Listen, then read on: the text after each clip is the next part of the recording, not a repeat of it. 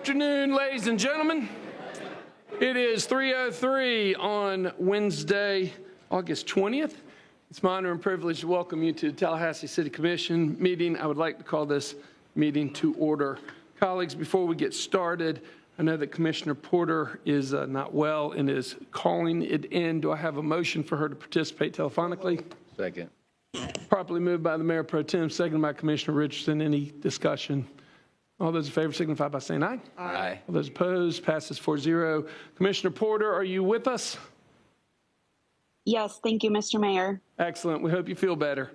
Ladies and gentlemen, it's my honor and privilege to introduce Pastor Marcus Payne of St. Paul AME Church, who will be providing the invocation today. Please stand. Pastor Payne, thank you so much.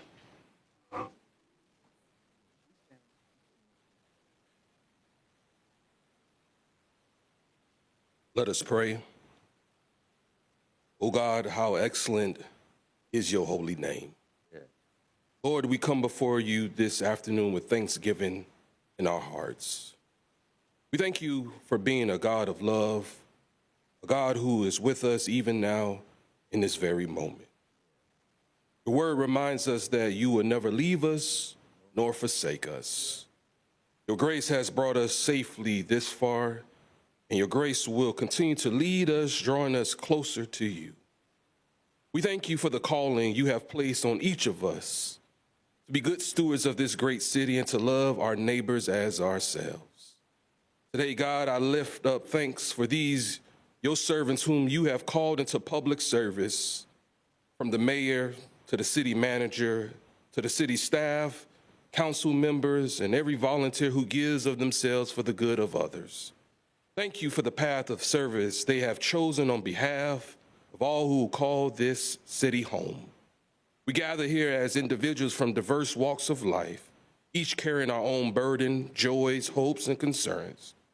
Yet we trust you alone. Oh God, can you hold us together in love and peace? Help us to trust you more deeply beyond our fears and wounds and even our success. May we find strength as we lean on your everlasting arms. Now, Lord, we ask for your guidance as this meeting begins. Order our steps, align our hearts, and grant us your wisdom. In the mighty name of Jesus, and the people of God say, amen. Amen. Amen. Ladies and gentlemen, will you join me in the Pledge of Allegiance? I pledge allegiance to the flag of the United States of America and to the republic for which it stands, one nation, under God, indivisible, with liberty and justice for all. Pastor Payne, thank you so much for kicking off our City Commission meeting with that invocation. Certainly do appreciate it. Thank you for all you do in this community. All right, Mr. Manager, talk to me about agenda modifications. Do we have any modifications, sir? Yes, sir, we do. Okay. Item 5.04, which is a proclamation for International Overdose Awareness Day, has been added to your agenda. Items 10.02, which is the Commission on Status of Women and Girls ratification of appointment. That item has been deleted and scheduled for September 17th. Okay. Item 12.01, which is an update on current use of artificial intelligence. That item has been deleted from your agenda and rescheduled for September 3rd. Okay. And then finally, item 16.10, a public hearing on ordinance 25017 concerning code enforcement process and procedures.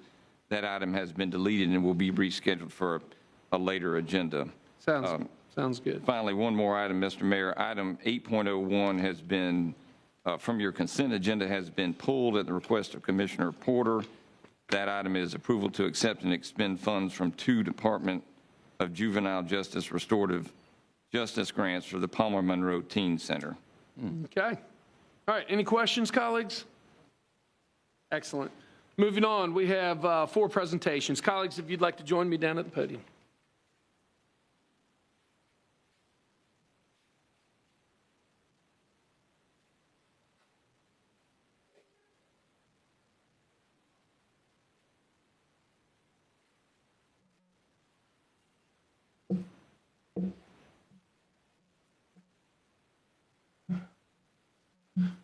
Okay, first and foremost, I would like to recognize Commissioner Jeremy Matlow for the first presentation today, recognizing the International Overdose Awareness Day per his request. Thank you, Commissioner.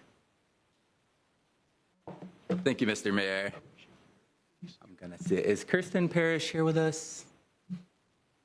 I don't see her. She requested this, was going to accept this proclamation today. If anybody else in the audience is here for overdose awareness that wants to join us for the proclamation, feel free to come up. And if I may take a moment of personal privilege, I also want to recognize my friend Sean Rouse that we lost this year. Jay Godin, Chris DeFore, former employees, we love you too.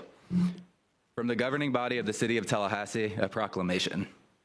Whereas International Overdose Awareness Day is observed on August 31st to remember those lost to drug overdose, to raise awareness of overdose prevention, reduce stigma, and support survivors and families in accordance with its creed, time to remember, time to act. And whereas International Overdose Awareness Day encourages support and recovery for everyone impacted by substance use and overdose. And whereas data from the Florida Department of Health's Bureau of Vital Statistics indicates the Florida's unintentional and undetermined drug overdose deaths increased by 42% during the pandemic from 2019 to 2020. And whereas like many cities, Tallahassee has been impacted by fatal overdose deaths, with local lives and families affected by this societal scourge, including mental health and economic effects. And whereas community organizations are actively training residents to administer emergency reversal treatments, whereas while drug overdose deaths have begun to decline in recent years, according to the Florida Department of Health, continued vigilance remains important. And whereas the City of Tallahassee is committed to increasing awareness of this public health epidemic across our nation.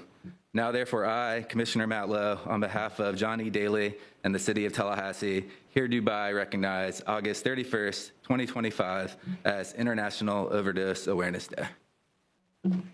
Thank you. Four of us, let's get a picture.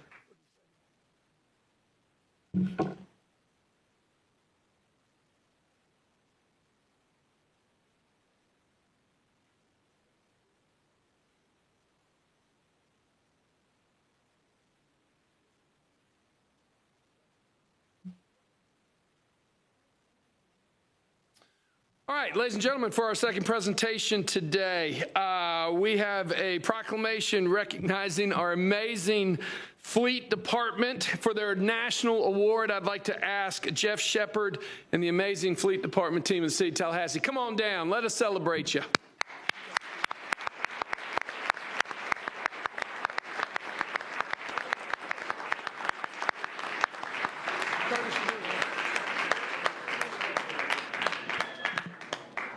Ladies and gentlemen, we are once again keeping up with the tradition of excellence. This department has been named #1 in the nation.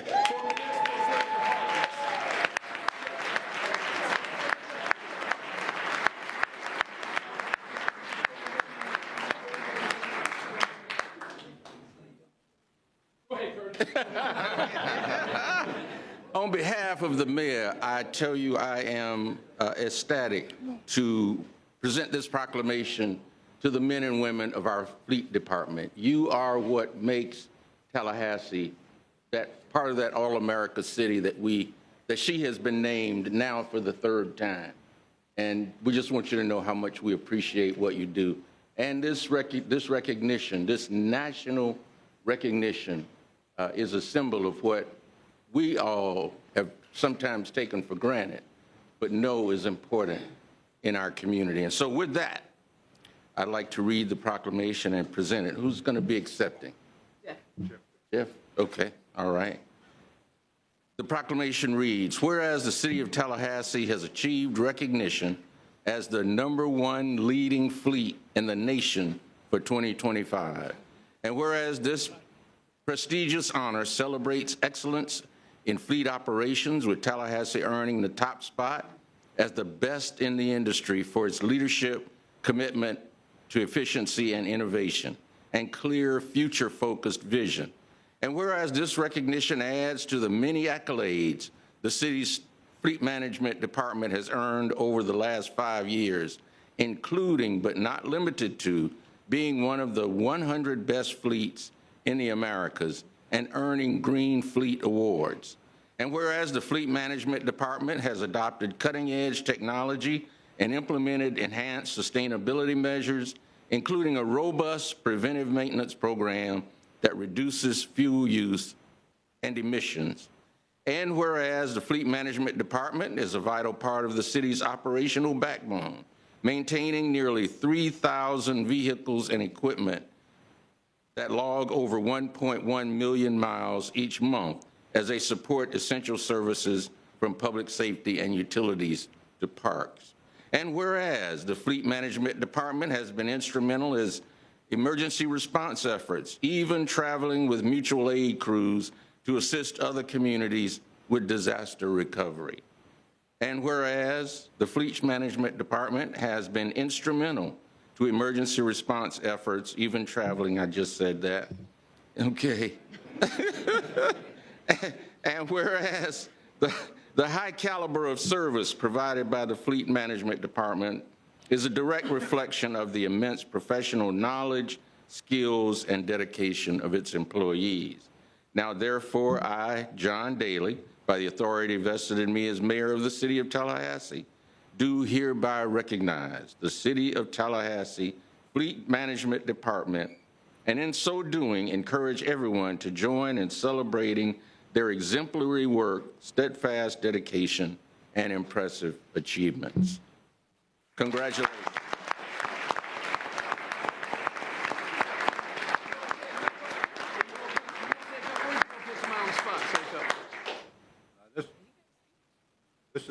This is quite a big honor. It was an honor to get this award, but it's all about these guys here.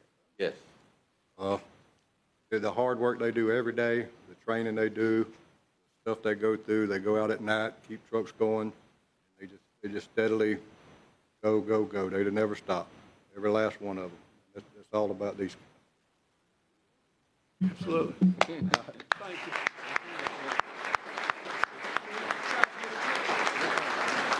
I'm going to say a couple. All right, so we're going to try to get a picture, and while we're getting together a little bit, I'm going to say a couple words as well. 2 quick stories, ladies and gentlemen. Number one, you can imagine how proud we are to have our fleet department being named #1 in the country. Doesn't get any better than that. And that's peer reviewed. That's all the other groups looking at us saying they're the best. So I want y'all to know that I am so proud to work with these men and women each and every day. One more story and one more statement. When we were building the replica of the first Florida Capitol down in Cascades Park, we had a dedicated group of men and women from the fleet department that when we needed assistance, they didn't even ask or question, they jumped right up. We had to bring all of that donated wood from Levy County all the way to Tallahassee, and then had to move some equipment around, and they were there. That team is just absolutely amazing. I want to thank y'all, but here's something that's so great about it. So when they do their training, especially for the drivers, there's so many highway hours that you have to log, correct? So through a great management practice, because they had to go to Levy County on this, they made it a management training opportunity so that many of the drivers could get their highway hours. It's a great example of creative thinking on the management level and integrating a need with the challenge, with training, all at the same time to maximize your workforce and your talent. Finally, I cannot say this enough, and don't get me wrong, we love our first responders, and hats off to the great work that y'all do. But I know that they would agree with me that we don't hear about fleet during the hurricanes. You don't hear about fleet during the flooding events. You don't hear about fleet during the tornadoes and during the storm events, during the snow events. But who do you think keeps all the vehicles up and running? Who do you think keeps all of the equipment up and running so that wherever you are within the city government and the job that you have to do, you have properly working equipment? It is these men and women that do that. Thank you very much for all that y'all do for the city of Tallahassee.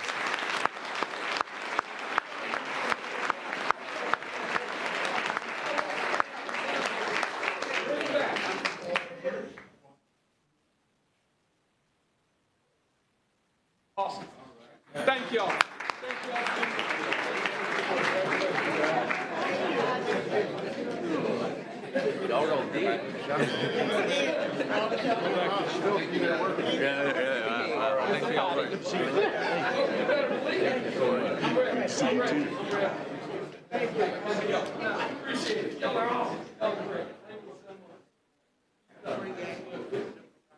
Yes, there is. Okay. No, we got one more. Oh, yeah.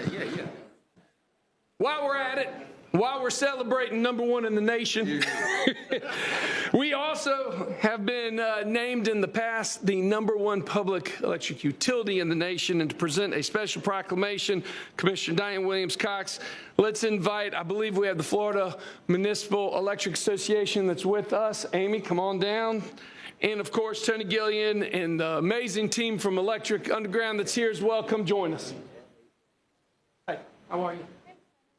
Great. Got a couple. All right. Here. Oh, here we go. Come on down, y'all. The price is right. Come on down.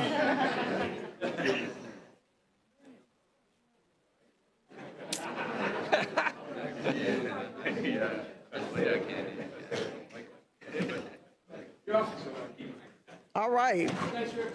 Thank you, guys. Thank you so much for all that you do. From the governing body of the City of Tallahassee, a proclamation.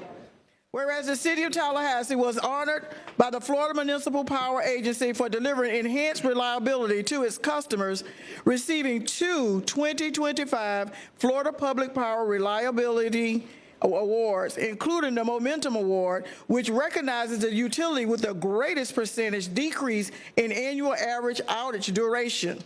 And whereas this enhanced reliability is a result of the city's commitment to strategic, forward-looking investments in infrastructure and the exceptional capabilities of its highly skilled workforce. And whereas the city's electric utility is the 4th largest municipal electric utility in Florida and the 28th largest in the United States, and has earned numerous honors over the years for its high standard for safety, affordability, reliability, and innovation, including being named, you heard it, the #1 public utility in America. Yeah. You may applaud.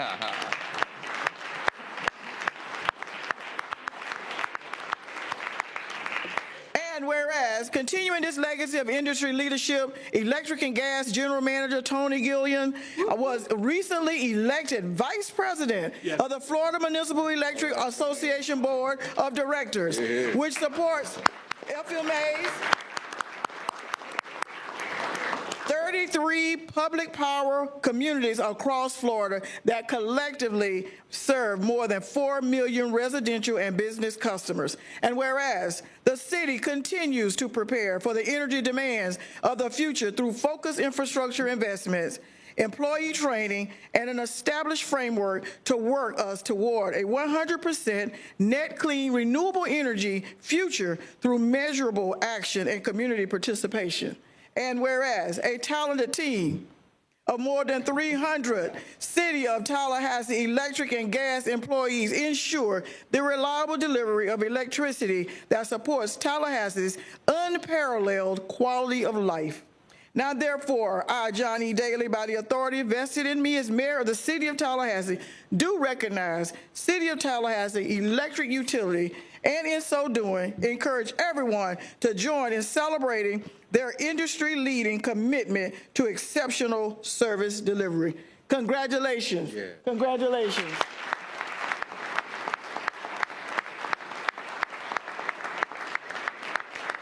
Please, Amy, go ahead. Wonderful. Thank you so much. I'm Amy Zubili. I'm the Executive Director of the Florida Municipal Electric Association that represents Florida's 33 city-owned electric utilities like Tallahassee. And it is truly my honor to be here today to recognize my good friend Tony Guillen for his outstanding achievements and leadership. Tony is a deeply respected leader in Florida public power. His peers across the state selected him to serve as Vice President of FMEA, which is a clear testament to the trust and admiration he's earned in the industry statewide. Under Tony's leadership, the City of Tallahassee's electric utility has been one of the top rated in the nation. And Tony leads with a clear vision. He has prioritized reliability. He invests in storm hardening efforts that reduce outages and shorten restoration times when we have those hurricanes, all the while ensuring that rates remain affordable to the community. Tony exemplifies what it means to be a dedicated public servant, and his work stands as a model of excellence in municipal utilities. Tony, on behalf of all of us, thank you for your commitment and your leadership and your impact to this community and to Florida Public Power. All right.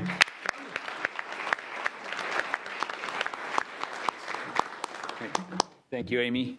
Mayor, Commissioners, on behalf of the entire electric and gas team, thank you for this recognition.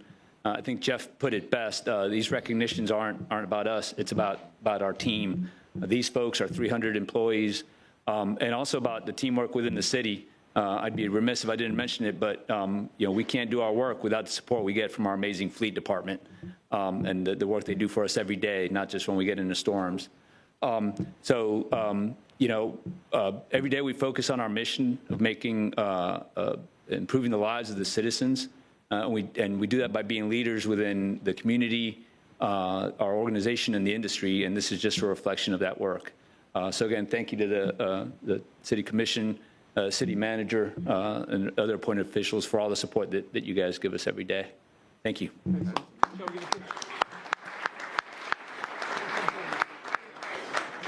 Ladies and gentlemen, while we are organizing for the picture, let me remind you, this is the face.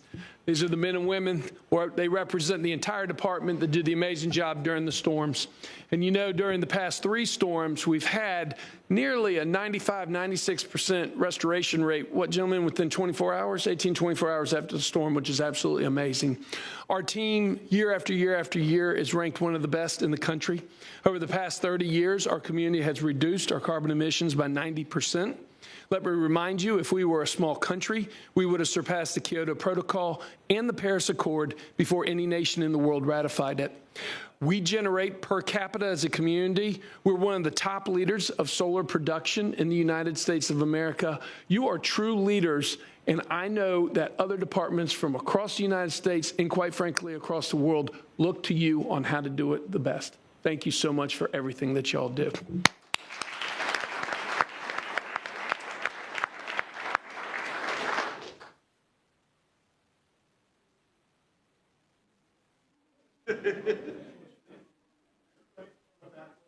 Oh.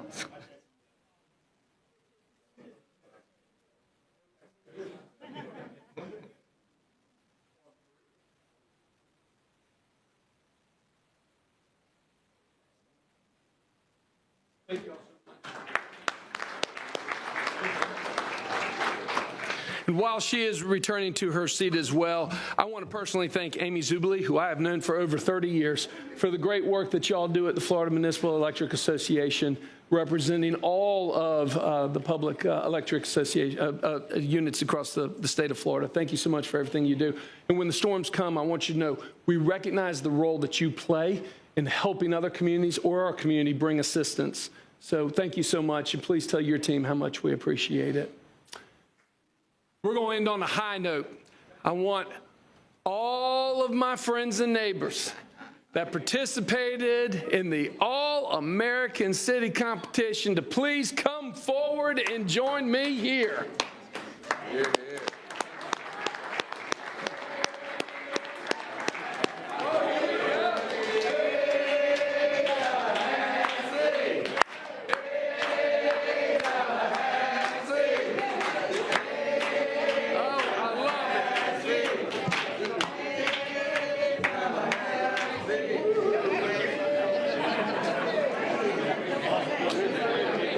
What's up, y'all? How are we doing?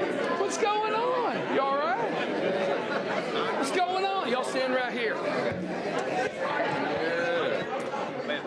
Good thing that didn't happen before we went to dinner. Ladies and gentlemen, if I can have your attention. The National Civic League is a nonprofit organization that truly represents the best of governance and civic engagement on the local level. I have been, for full disclosure, a proud board member of the National Civic League, and we have other elected officials that have served on the board of the National Civic League, in particular Brian Deloge when he was a county commissioner as well. In 1949, the All-American City Award program was created. This is literally the highest accomplishment, the highest award that a municipal or a county government can receive in the United States of America. The city of Tallahassee has won not one, not two, but this summer we brought home our third All-American City.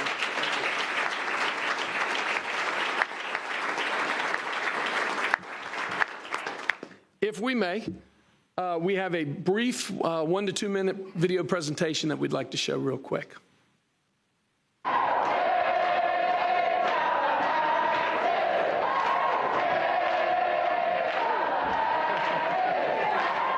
There are 19,496 cities in the United States of America. We are one of 20 that will be competing for 10 All-American City Awards.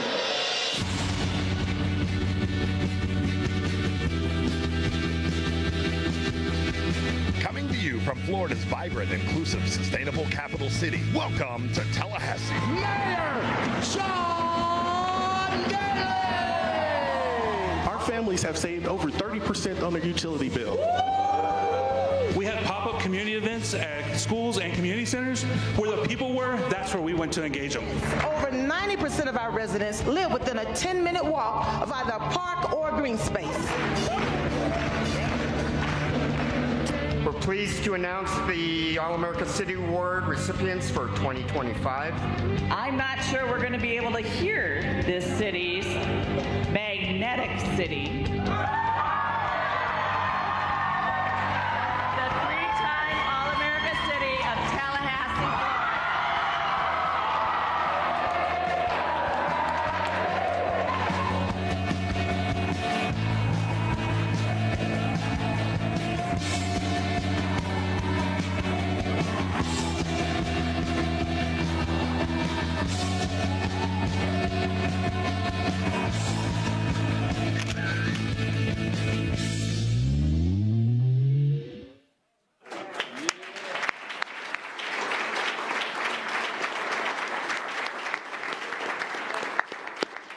Ladies and gentlemen, I am afraid he is stuck in the Dallas-Fort Worth airport, but joining us right now via video or phone is Doug Linkhart, who is on his way to Tallahassee to help us celebrate. He is the executive director of the National Civic League. Doug, are you with us, sir?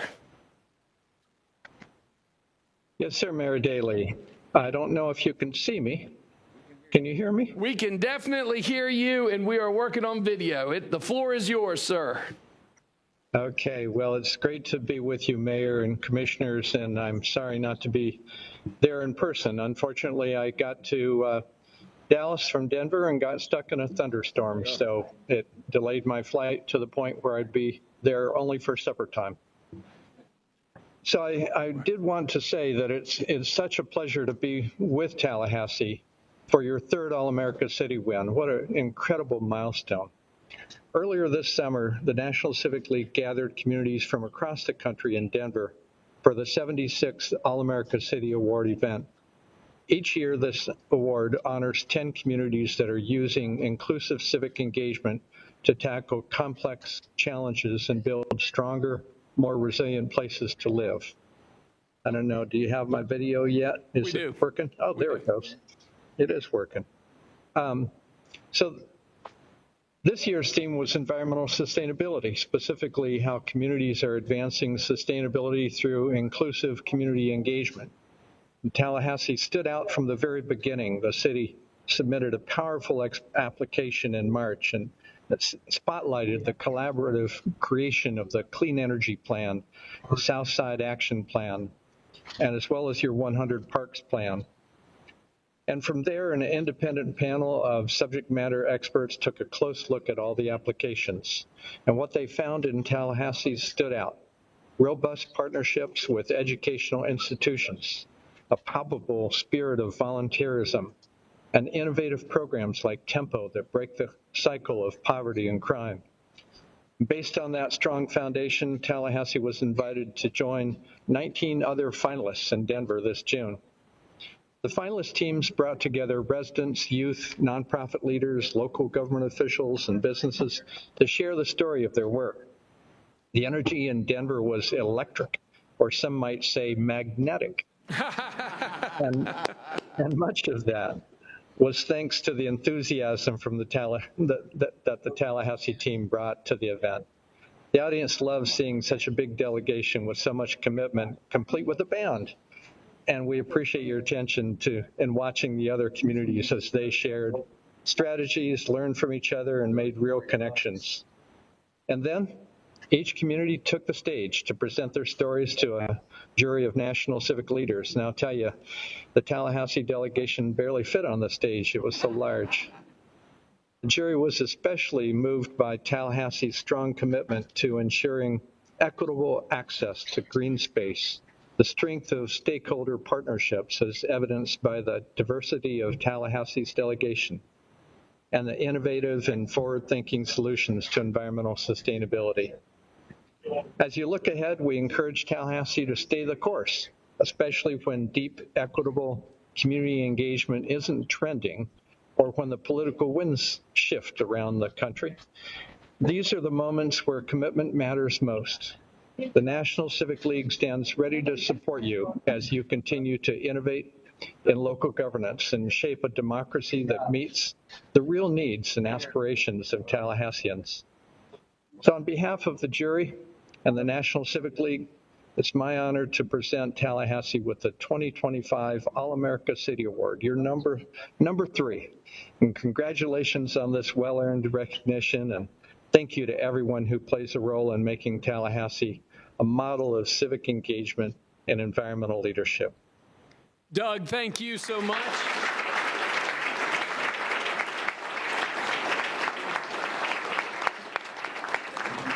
Be safe. I look forward to hosting you in Tallahassee when you get here eventually.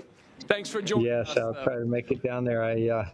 I miss being there, and sorry, I only got halfway. No worries, no worries. So, ladies and gentlemen, while everyone up here that's standing behind me put in a lot of time and effort, a lot of hours preparing for it, I think it's only appropriate, and I know that my friends up here will agree, that ceremonially, I'd like to kind of present this award to the School of Arts and Science Rock Band.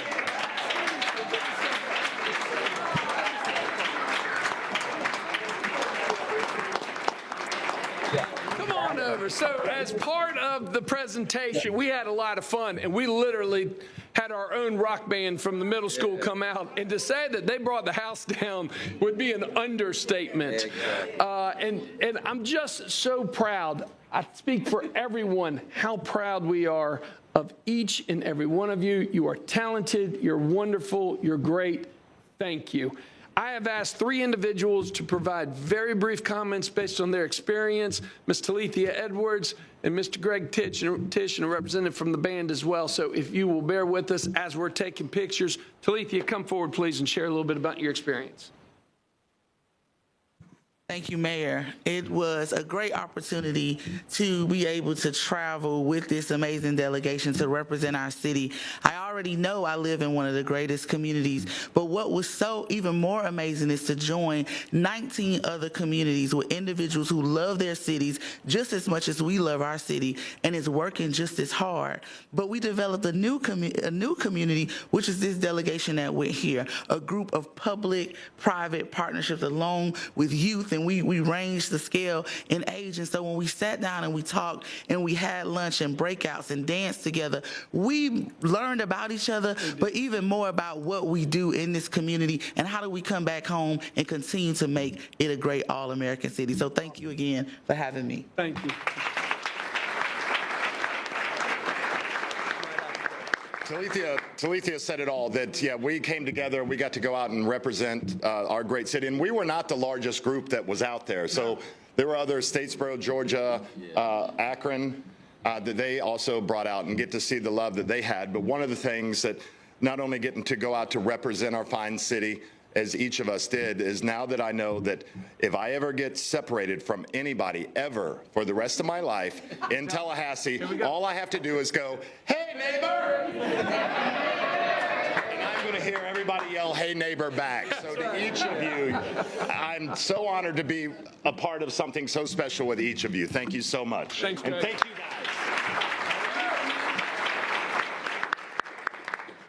As a part of this band, I want to say that we are all extremely honored to have been a part of this opportunity and this experience and this trip. We all had a lot of fun, and we're all ecstatic that we won.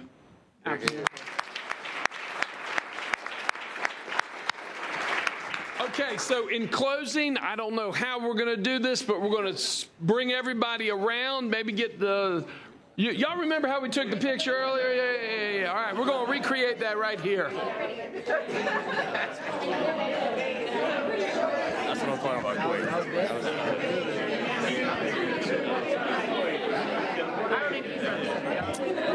And in closing, as your mayor, I am so proud that out of over 19,700 cities in the United States, that we, once again, for our third time, have been named an all-American city.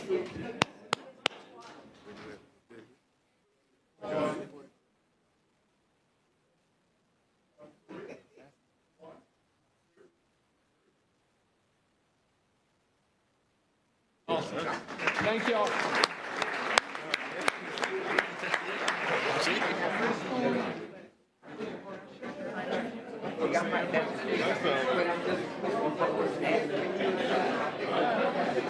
Well, I can put my number in your phone. Okay, let me get my.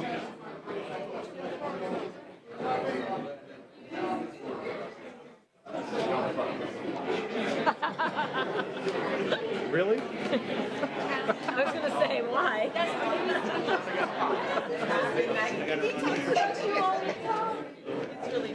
And it's always wonderful.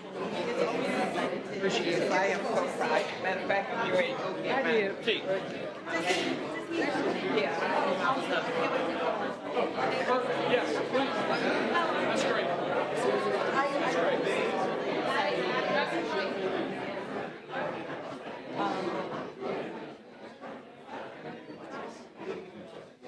That was fun. That was good. That was fun. A lot of celebrating. A lot of celebrating. Good stuff.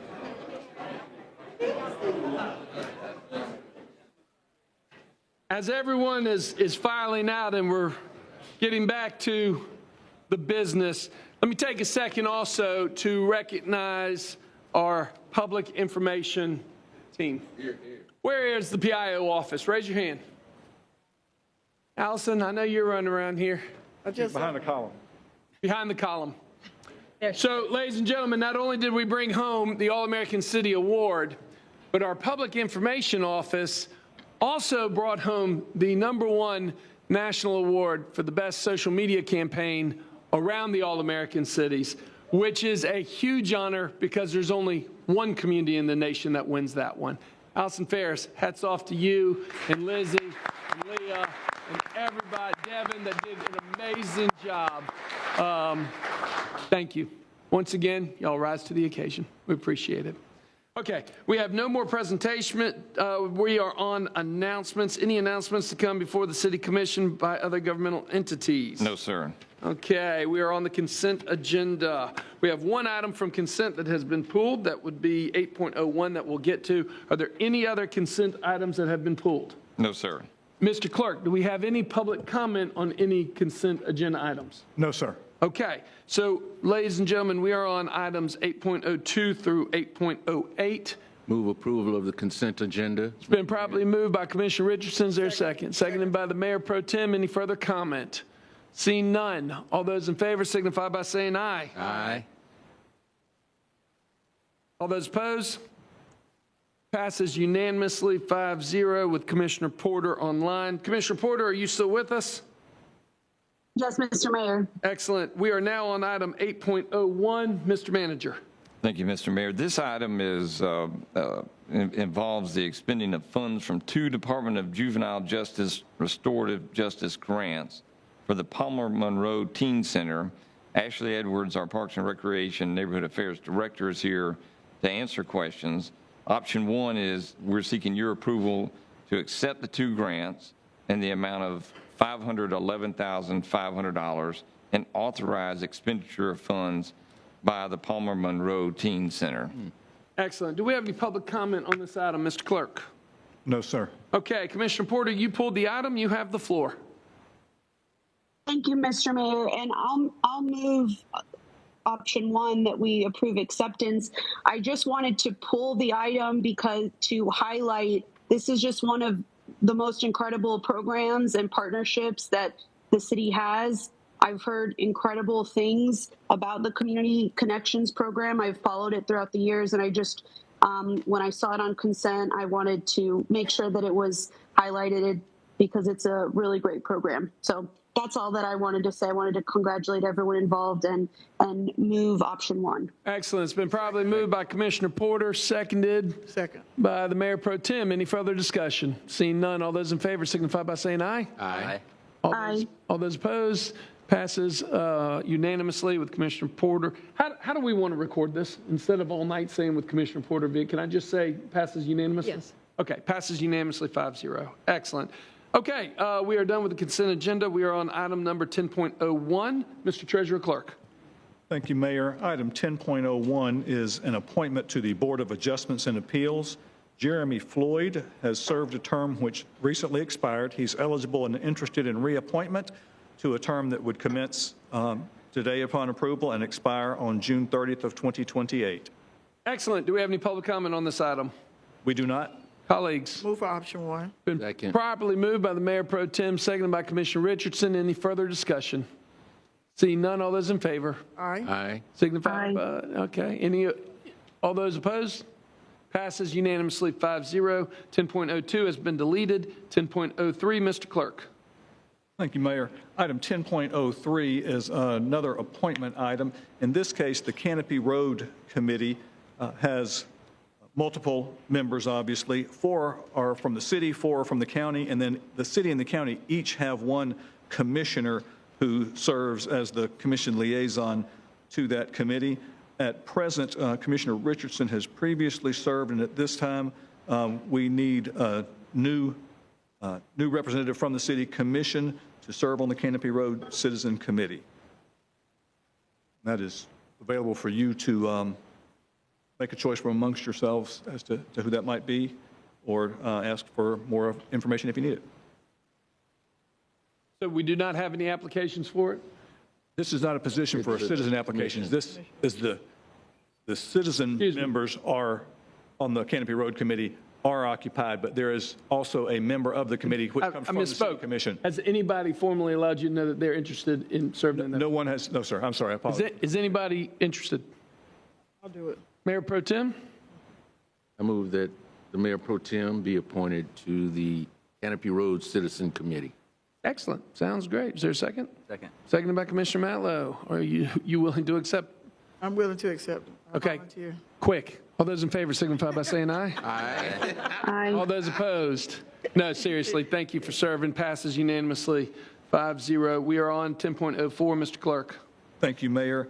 10.04 calls for appointments to COCA. There are a number of seats with appointments this evening. Seat number 1, Hai Chong Dang, is eligible for reappointment. Seat number 2, Brenda Hamalapati, is interested or eligible for reappointment. Seat number 3, Carol Hill, is eligible for reappointment. All 3 of those are interested in being reappointed. Seat number 4 does have a recommendation for a new member. Seat number 4, Erica Branchcombe, is recommended. All 4, if approved, would serve a term beginning October 1st, concluding September 30th of 2029. Excellent. Do we have any public comment on this item? Mayor, we do have public comment.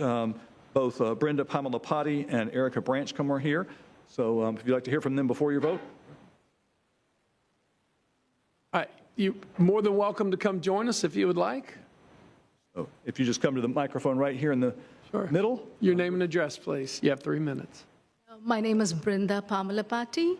Thank you, Mayor and City Commissioners, for reappointing me to the COCA board.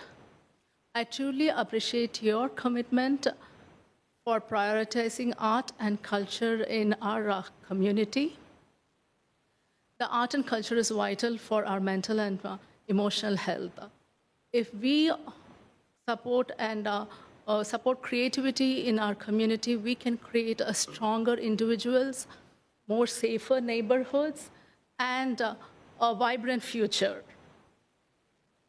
So I am very honored to be serving as a Tallahassee in Tallahassee arts community. And one more thing is like, I was going to tell something like, if you want a very peaceful society, we have to invest in creativity, so that we can avoid the difficulties, mental health problems. So this is what I was going to tell. If even during the times of affluence or poverty, art can help heal and uplift individuals. Thank you so much. Thank you. Thank you for your willingness to serve. Next speaker is Erica Branchcombe. Ms. Branchcombe, your name and address for the record, please, and thank you for your willingness to serve. Thank you. I am Erica Branchcombe. I am very honored to be here before you today. I have been attempting to get on the COCA board for about 4 years now, ever since I was part of KCCI and their 2021 Catalyst class. As a Tallahassee native, I love our culture and our city, and I love seeing it improve all the time. Serving on KCCI was one of the most gratifying volunteer experience I've had, because I love to see physical manifestations that we can look at and say, we helped make Tallahassee a better place. We helped bring people together with art and culture. And I could not be more thankful for this opportunity. Thank you. Our next speaker, please. No other speakers on the item. Great. Commissioner Matlow, I believe you are our representative on COCA. Yes, thank you, Mr. Mayor. As you can see, we have passionate folks on the board for the arts in Tallahassee. It's been an honor to serve on COCA. And as a volunteer board, it's more than just the meetings. They do the volunteer to do additional grant reviews, all sorts of things to really highlight the great artistic communities in our community. So thank you and welcome as well. I move acceptance. Second. Probably moved by Commissioner Matlow, seconded by Commissioner Richardson. Any further comments? Seeing none. All those in favor signify by saying aye. Aye. All those opposed. Passes unanimously 5-0. Any other appointments come before this board, Mr. Clerk? No, sir. All right, Madam Attorney, any ordinances to be introduced this evening? No, Mr. Mayor. We are on policy formation and direction. 12.01 has been pulled for the evening. We are on 12.02. Mr. Manager. Thank you, Mr. Mayor. This is a follow-up item from your June meeting. You'll recall there was discussion about speeds and traffic on Madison Street in our College Town district. Staff has reviewed the matter at your direction. We've got a short presentation to share with you of the things that we have found and explored and are seeking your direction for next steps. Rob McGarrett will provide the presentation. McGarrett, thank you. Mayor and Commissioners, it's a pleasure to be here tonight to talk about this. As the manager said, you had a citizen come and speak about traffic calming potentials for Madison Street earlier this year. Our staff's taken a look at it. Madison is a minor collector roadway. It's part of a significant east-west transportation corridor that includes Gaines, West St. Augustine, Pensacola, and FAMU Way. And it's important for maintaining the traffic patterns through that part of our city. The first option we looked at was traffic calming. We have a formal residential traffic calming program. We don't have one for commercial, but we follow the same tenets. We start looking at a traffic speed analysis, and then if that drives us to say that we've got a speed issue, we then look further at what alternatives are there. We did a traffic speed study, and in those studies, if the 85th percentile speed is less than 5 miles an hour above the speed limit, traffic calming is not warranted. And in this particular case, the speed limit's 25 miles an hour. The 85th percentile was between 19 and 25 miles an hour. The 95th percentile was 25 miles an hour. So from a speed study perspective, this doesn't qualify, or it would not be something that we would recommend doing traffic calming on. The other challenge we've got is normally you do traffic calming every 400 to 600 feet. This is only a 550-foot long segment, so there's not a lot of room to do traffic calming. It's got a stop sign at each end now, and then you have natural calming with the parking and the that's along the street. Two other options we looked at was retractable bollards. This would allow for a temporary closure with minimal staff involvement to close. The cost, a rough cost estimate is about $1.6 million to install, $50,000 a year to do the quarterly and annual preventative maintenance. That doesn't include the monthly and weekly preventative maintenance that would have to happen. While this would allow us to close the street without having to have public safety and other resources out there to close the street for a temporary closure, it doesn't stop from having the need for the police department and others to be out there to staff the event. So it helps a little bit on the front and the back end. It also impacts the emergency response a little bit in the surrounding traffic pattern. It also takes 34 parking spaces out of use every time you close Madison. We also looked at converting the street to a pedestrian only. Depending on the treatment that we would do along at each end and along the street, that could run between $800,000 and $1.8 million. The $800,000 is just putting treatments at each end of the section to close it off. The $1.8 million actually does some redesign of the street along the block. Again, it would remove this road from use as part of the traffic pattern in that part of the city. It would remove 34 parking spaces, and it would potentially have impacts on emergency response, business operations in the area. So those are the options we laid out and looked through. At this point, we're seeking some direction on whether to keep going forward or whether to go with the no action associated with the speeds not supporting traffic calming. And we'll answer any questions you have. Excellent. Do we have any public comment on this item? We have one speaker on the item, Mayor. Mike Goldstein. He approaches, I'll remind speakers, you have 3 minutes for remarks, and the lights will be green and then turn yellow at 30 seconds. Your name and address for the record, please. Mike Goldstein, 113 South Monroe Street. Afternoon, Commissioners, Mr. Mayor. Thanks for having us, and great job on the panelists. It's really eye-opening for that. After seeing that, I think option 2 might be a better option as far as what could be possible with the after the study. They're part of the equation we don't think about is the tourism aspect. So like with the entertainment district branding that they're going for down there at this point, there's also more student housing coming in behind it into the basically what a perla is and all that area. So there's definitely opportunities to look at other things as just not doing anything at the moment. Again, if the bollards are not the go-to, I'd look at comparing block party situations coming up because there are 4 around town that do close off for the areas. So that's something to keep in mind as well. And like even First Friday as an example, they do close off the street for 3 hours for that event in Railroad Square with the blockage and then the police force on hand for that one. So there are definitely ways to look into maybe implementing some kind of tester or something, but the pedestrian seems like a better option than bollards at this point just to consider.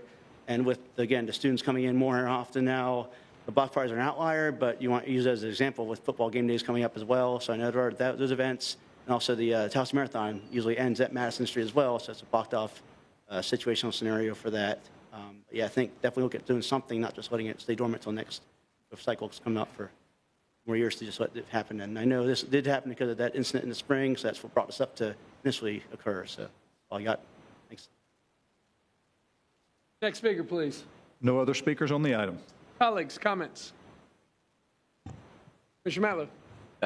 Thank you, Mr. Mayor, and thank you for the presentation and the information.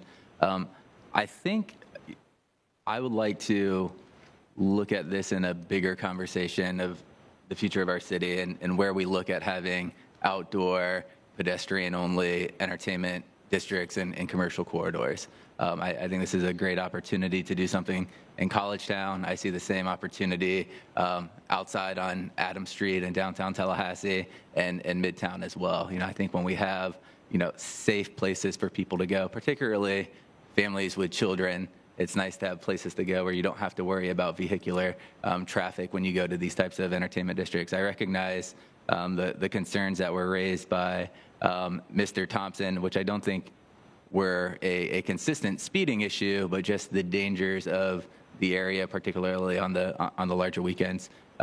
So I think while the bollards idea is probably not the way to go, but looking at districts in the future of how we can create these pedestrian-centric environments would be great. Thank you, Mr. Mayor. Sure. And, it's worth continuing the conversation. So many times we've gone down this route, and for every business owner that says, yeah, shut it down, no cars, you get another business owner who's like, you're going to take all the parking away in front of my establishment. So there's got to be better dialogue with all of the businesses down in the college town before you go to completely shutting it down 100%. Plus, we have to keep in mind, how does this impact access to previously existing parking garages of the residents that are down? I don't know. But if we can't shut down access to the parking garages. I mean, people have to have the ability to be able to park their vehicle when they live down there as well. So it's worth a continued conversation. And then when we shut it down for the block parties, which I absolutely love. I love going down to College Town the night before a football game, or, when we go down to Frenchtown for FAMU Rising, when we come to downtown Tallahassee for the events as well. That's a law enforcement question. If it's, $2 million to create the bollards versus what we do right now when the police come and they shut down the streets, I don't know. I'd love to get law enforcement's opinion. I'd love to get management's opinion. Is that the best bang for our buck moving forward? How does that help what we currently do? Does it help what we currently do? So public safety has always been number one priority of this commission as we move forward, whether it's with our police budgets, our firefighter budgets, or how do we keep people safe. It is a college town. We do have great opportunities to get out and celebrate. So how do we keep people safe? Commissioner, I do agree with you, though. I don't think that the traffic study alone warrants the complete 24/7 shutdown of the roads down there. But when we talk about the entertainment district as a whole, that's a different conversation to keep having. Mayor Pro Tem, Commissioner Richardson. Thank you, Mr. Mayor, and I agree. I'm in College Town quite often, especially on Madison, and as this issue came, I knew that it was coming before us. I made a point to travel to College Town and take a look at what we were considering and how it would impact that area. It reminds me of when we do street naming, and you have to have at least 60% of the property owners agree to that. Well, I think the same thing applies to the businesses in College Town. If there's not a majority of them, I would have to think even all of them that agree to this, then it's not something that we should do to shut down the street completely, to take away the parking, access to the parking garages. And so, Mr. Mayor, I would not be in favor of us, at this point, closing off the street. I agree, too, that there should be some continued conversation, but the community has to be involved in making that decision if it's something that we intend to do throughout our community. And there are other opportunities for that as well in Midtown, College Town, of course, and others. So I don't think it's a good idea at this point to shut down Madison Street because of the impact that we'll have on businesses and activity in that area. But certainly it is a conversation that we should continue to have. Point well taken. I agree with each of you that it is a conversation that we need to continue to have. I wouldn't want to make a decision right here on the cusp of football season. Correct. Because that kind of paints it in a different direction. I think we just need to just continue to watch and see where things go. Let's look at this. Look at what happens this season, and revisit sometime in the near future and I'm not going to even say when in the near future because it will be whenever the appropriate time is for it to happen. When I saw that the cost of the ballots, 'cause I thought the ballots would be a good thing too, just make it up, but that's just cost prohibitive in my opinion. So I think we should just continue to watch, get more information, Mr. City Manager, maybe a year from now, or however, and see where things are because it's not just College Town, it's not just Midtown, it's wherever there are gatherings. I can think of, for FAMU, there's Parish Street. Parish Street, right. And we have police, we have law enforcement is over there handling it over on Parish Street. And when I say it's bumper to bumper, it's on all those streets, all down those it's a nice crowd over there, let me just say. So and law enforcement has done an excellent job in maintaining and keeping that going. And people are free to move about and enjoy themselves without with overprotection, I should say. So I think that we need to just look at some of the little hot spots around town, not just in certain places, but around town, and come up with something that works in, if not all situations, most situations. Well, thank you for the update. Appreciate it, Mr. McGarrett. And we'll move on to 12.03. Mr. Manager. Thank you, Mr. Mayor. This item involves a resolution to lay out the process related to plat approval. During the last legislative session this year, a new state law was adopted which requires that all final plats be approved administratively. And you'll recall historically, final plats have been approved by the City Commission. They typically are on the consent portion of the agenda, but state law no longer allows that. The resolution that we recommend you adopting puts in motion a process to be in compliance with state law, in staff, growth management staff and others working with the city attorney's office are looking at the necessary changes in our land development code to codify that via ordinance. Growth Management Director John Reddick is here if you have any questions on this matter. Excellent. Do we have any public comment on this item? No, sir. All right, I'm gonna start us off on this one. I don't like this. I like the fact that it's got to come before the City Commission, but this is state law. And so we will comply. I would like to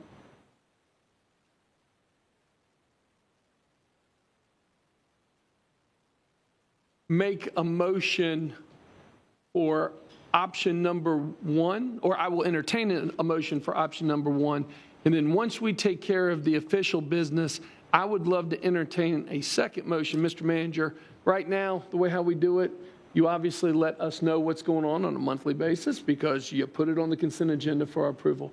I would simply ask that we formalize that once a month, Growth Management just send us a list via email of the plots that have been approved administratively so that we know what's going on as we move forward. Again, we used to be able to do that because it came to us and we would approve it on consent. I think if you could just let us know on the monthly basis as if it was on the consent agenda at the meeting, that'd be great. So I would move option number 1, Mr. Mayor. Okay, option number 1 has been properly moved by Commissioner Richardson, seconded by the Mayor Pro Tem. Any further comment? Yes, sir. Commissioner Richardson. This whole issue of home rule keeps raising its ugly head with respect to the legislature and how they continue to chip away at home rule. And I see this as another instance as to the legislature and the governor's office impacting home rule and our ability to make things happen for our local community and citizens. And so I just wanted to make that point, and because it's something that we're going to have to keep an eye on, especially when the legislature is back in session in January. Excellent. Thank you, Mr. Mayor. Says the former legislator. All right. Any further comments? All right. Motion on the table for staff recommendation. All those in favor signify by saying aye. Aye. All those opposed? Passes unanimously. I'd like to make a secondary motion now directing staff to update the City Commission formally on a monthly basis of the plats that have been approved as the administrative authority transfers from the legislative branch to the administrative branch.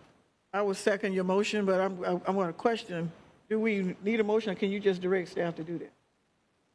Well, I can't direct staff. Well, but I mean, when I say staff, I direct the city manager. Right. Mr. Manager, I mean, there's no offense in us doing this, passing a resolution, asking y'all to make sure that you. No, sir. Yeah. Mr. Mayor, might I recommend a slightly alternative approach? Sure. Whenever we approve one, at that time, forward that information to the city commission, as opposed to waiting for a month and Okay, that'll be aggregating. fine. Are you okay with that, Mr. Mayor? I think we Absolutely. could do that anytime we approve one, and we'll send that, make sure you're aware of it and have the information related to it. That is even better, Mr. Manager. Whatever is easiest on the staff in Thank that you, sir. regard. Just full communication and transparency. This is a big issue in my mind. We are literally transferring administrative authority from the legislative branch to the administrative. I want to make sure that we in future commissions are fully aware of what's going on, since this is an important part of our government and what we do. Excellent. Okay. Appreciate it. All those in favor of the motion on the table signify by saying aye. Aye. All those opposed? Passes unanimously 5-0. And thank you, Mr. Manager. All right. Do we have any other policy formation or direction to come before the City Commission at this time? No, sir. All right. We will go ahead and have unagended speakers, followed by City Commission sharing of ideas, and then come back for the public hearing at 6 o'clock. Mr. Clerk, how many speakers do we have on unagended speakers? Mayor, I have 13 speakers at present. Okay. And we'll begin our first speaker. I think I have an organization as opposed to the individual. Southside Advocacy. As with the other portions of our meeting, speakers come to the podium and have 3 minutes. I'm a messenger. Your name and address for the record, please. I'm a messenger from God. The city of Tallahassee has disappointed a lot of us. Dennis Jefferson, member of this society in this city, was on a Caltran bus in Star Metro and fell with video. Developed a hematoma and died less than 25 days later. The city takes no responsibility. Upon looking into his situation, we find that the people are stealing money. African American is fired because she supposedly had taken $1 million from the city. City made a mistake. Who was that power that fired her? We're having issues now. You give $24 million, $27 million to Florida State. You don't offer Florida A&M a case of water when the players walk off the field. Another issue we're looking at and investigating. That's why I'm here. A white woman trips over an uneven sidewalk, is given $250,000. So far, no video. People are leaving the city attorney's office because the culture has changed to one-sidedness. I apologize to all the city workers who are righteous and God-fearing people, also Florida State. The main issue here is that we have no other choice. I'm obligated by God. That's why I say I'm a messenger from God. We will contact all the cognate churches, all the primitive Baptists, all the Baptists already been put in motion. This is not a safe place for blacks. 2024, the NAACP rated Florida to African Americans. Don't come here. And now, since we've been investigating the situation with Mr. Jefferson and other issues in the city of blacks being disenfranchised, blamed for crimes they did, powers that fire them without reason. This is not a culture we're going to stand for here. And we're going to root it out.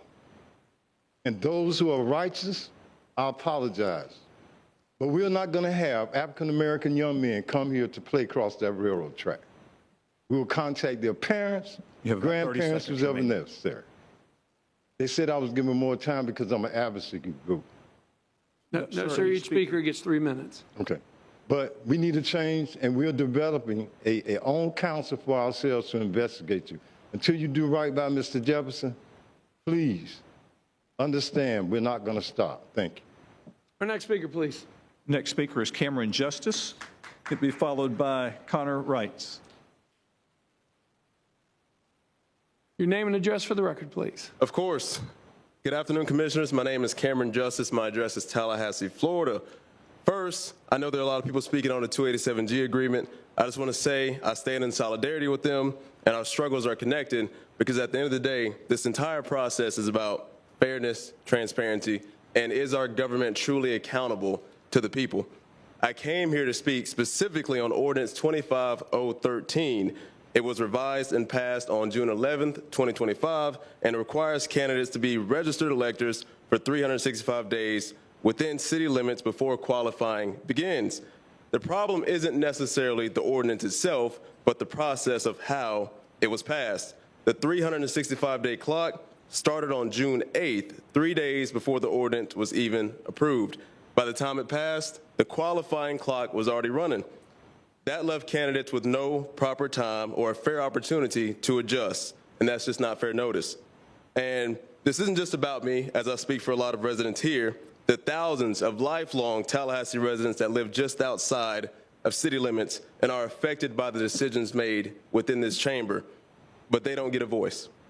Some people who plan to serve their city were locked out overnight by a last-minute rule change, and that is not how democracy thrives.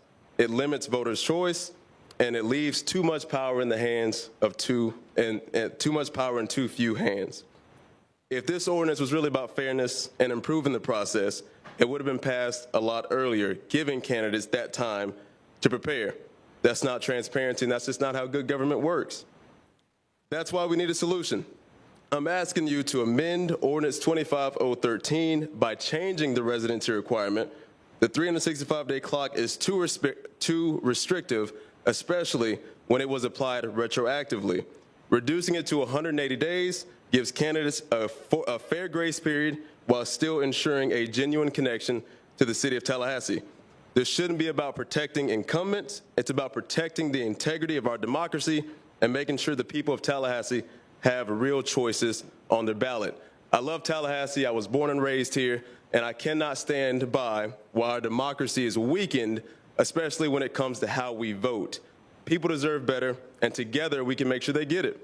And to finish, I just want to be clear. I'm not here to fight any of you personally. I'm here because democracy itself is worth fighting for. Thank you, Commissioners. Our next speaker, please. Next speaker is Connor Wrights, followed by Mark Stevens. Your name and address for the record, please. My name is Connor Wrights. I live at 1800 West Pensacola Street.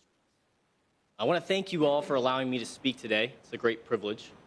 My name is Connor Wrights, and I'm the campaign manager for Cameron Justice for mayor.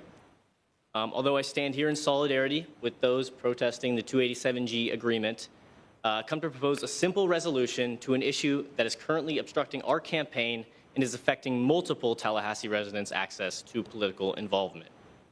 The passage of 25-0-13, Ordinance Section 721A, states, "Now each person seeking candidacy for the office of mayor or city commissioner shall have been, at the time of qualifying, a registered elector of the city of Tallahassee for at least 365 days prior to the first day of qualifying period preceding the general election for which the candidate seeks to qualify."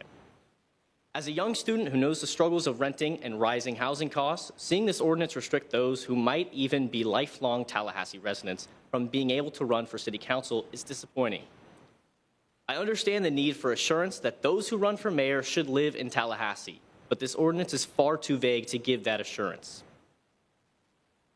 This ordinance has the effect of disqualifying genuine residents of Tallahassee, people who have long contributed to this community, simply because of an address change or the complexity of city boundary lines. In a time where political engagement and discourse is so vital, I hope that we can come to an agreement to adjust 25-0-13 to create a more inclusionary political environment in our community. There is a simple resolution to this problem that we can create to create fair elections in our city. By cutting this requirement from 365 days to 180 days and or creating a clause for non-continuous Tallahassee residency, we open up the floor to more accessibility for choosing our city commission candidates. Members of the city commission, we have proposed an easy tweak to recently passed legislation. I ask for the sake of fair and free elections in this city that the adjustment to 25-0-13 ordinance section 21A be added to the next city meeting agenda for discussion. Thank you. Our next speaker, please. Thank you. Next speaker is Mark Stevens, followed by Alejandro Garcia. Your name and address for the record, please. My name is Mark Stevens. I live at 1744 Summer Meadow Place. I might have the wrong number for what I'm talking about. I thought the 287G agreement had to do with joining the feds to enforce immigration. Do I have that right? Yes, sir. Okay, I'm glad I do. Well, I'm prepared to speak on that then. A long time ago, there was a man for whom a trap was set, but he was wise and good and recognized it. It had something to do with rendering unto Caesar, if you catch my drift. He recognized it and was able to get out of it. We see ourselves in a similar situation with joining with the feds to enforce immigration. Were that man here today, he might say something like this: render unto Trump that which is Trump's, and unto Tallahassee that which is Tallahassee's. Commissioner Richardson, you spoke about home rule just a few minutes ago.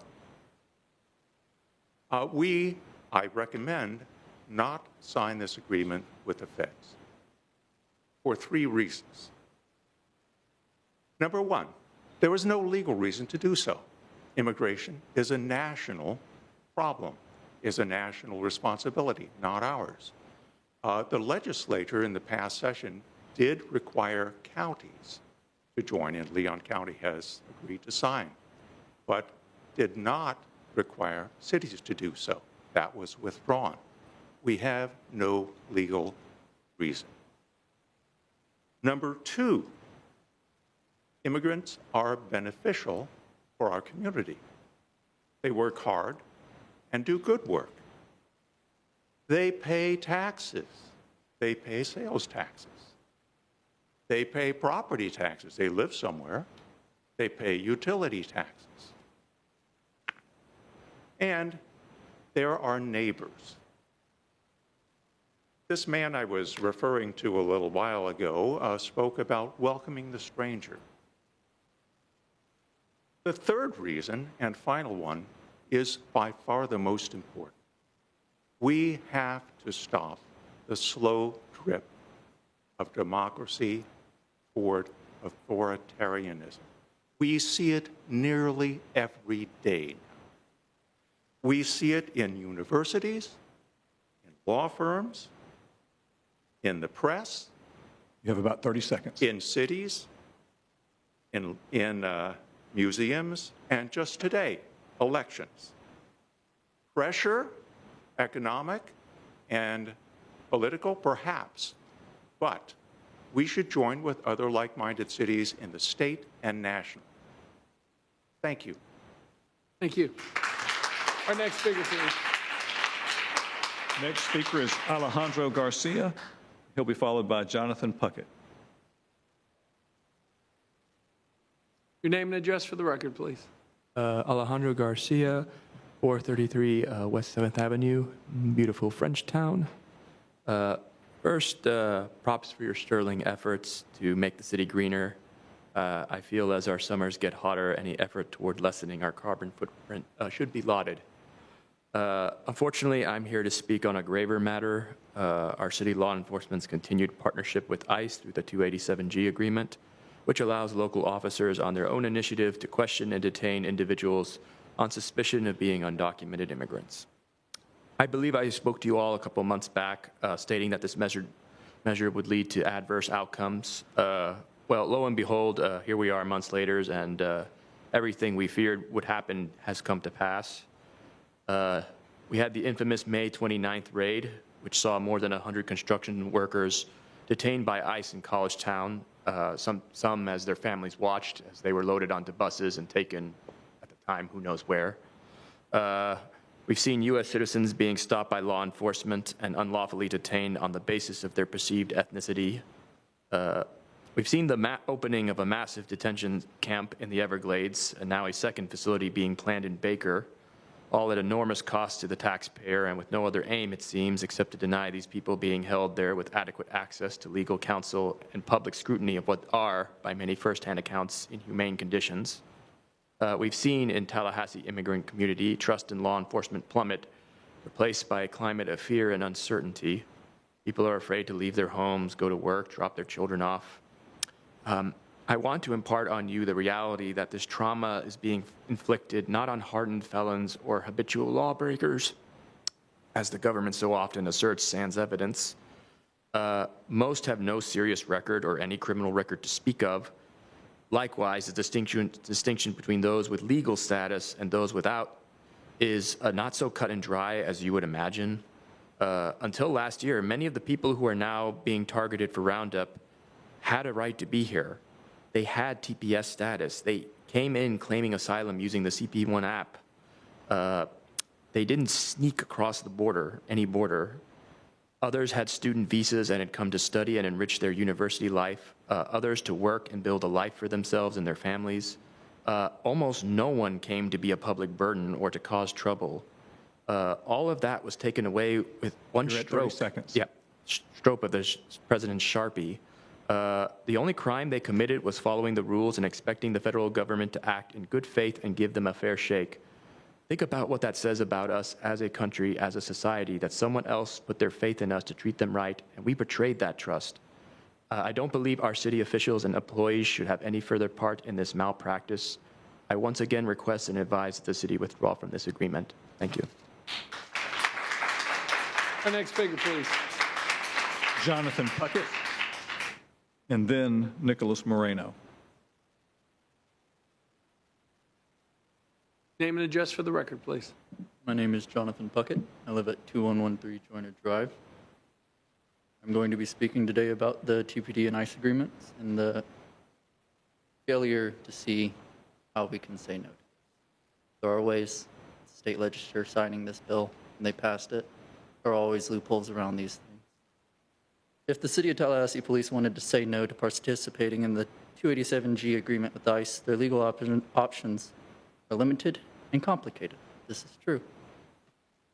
By the Florida state law, Florida has banned all sanctuary cities in Florida.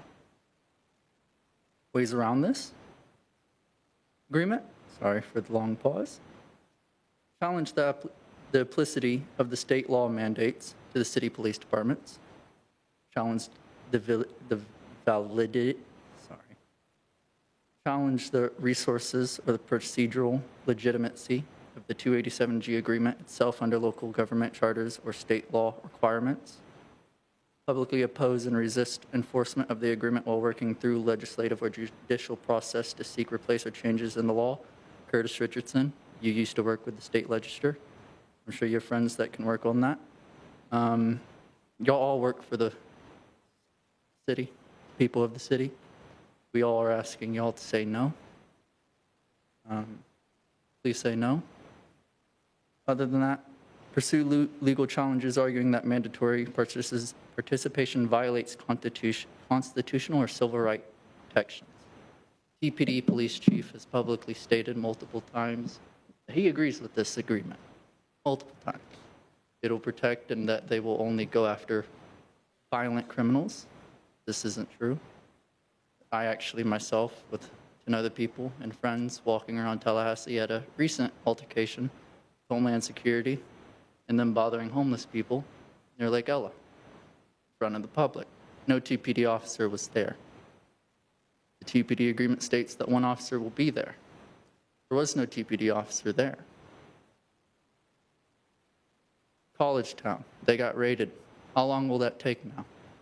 How much money was wasted on that? That's all I have to say. Thank you. Our next speaker, please. Next speaker is Nicholas Moreno. Nicholas Moreno, followed by Julius Rios. Name and address for the record, please. Nicholas Moreno, 3344 Sedona Road.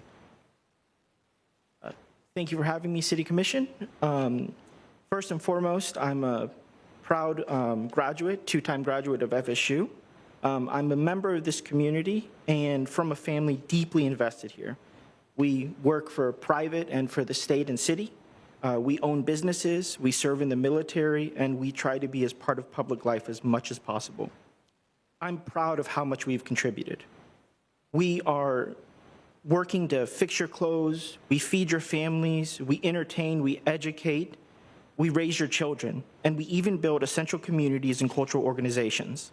We're active in our churches, we provide scholarships, and strive every day to make Tallahassee a better place. So it deeply and painfully comes to my attention that we're still in the agreement for 287G, adopted without transparent and sincere dialogue with all community members. Why, when we are so deeply integrated and giving, must we be subjected to policies that foster insecurity, racial prejudice, and put our basic human rights at risk? Ideally, I believe we should revoke 287G entirely. However, I understand there are nuances and legitimate concerns at play. If repeal is not immediately possible, then I urge every possible limitation of its powers, paired with robust, ongoing community oversight. Our safety and dignity must not be sacrificed. All we ask is that this community extends to us the same love, commitment, and respect we freely offer. We deserve security, fairness, and the knowledge that our rights will never be jeopardized in the place we call home. Thank you. Our next speaker, please. Next speaker is Julius Rios, and then Stanley Sims. Your name and address for the record, please. Julius Rios, resident of San Luis Ridge. I'm here to speak on the 287G agreement. I know that the overall challenges that our country is experiencing with immigration is not the task of this commission.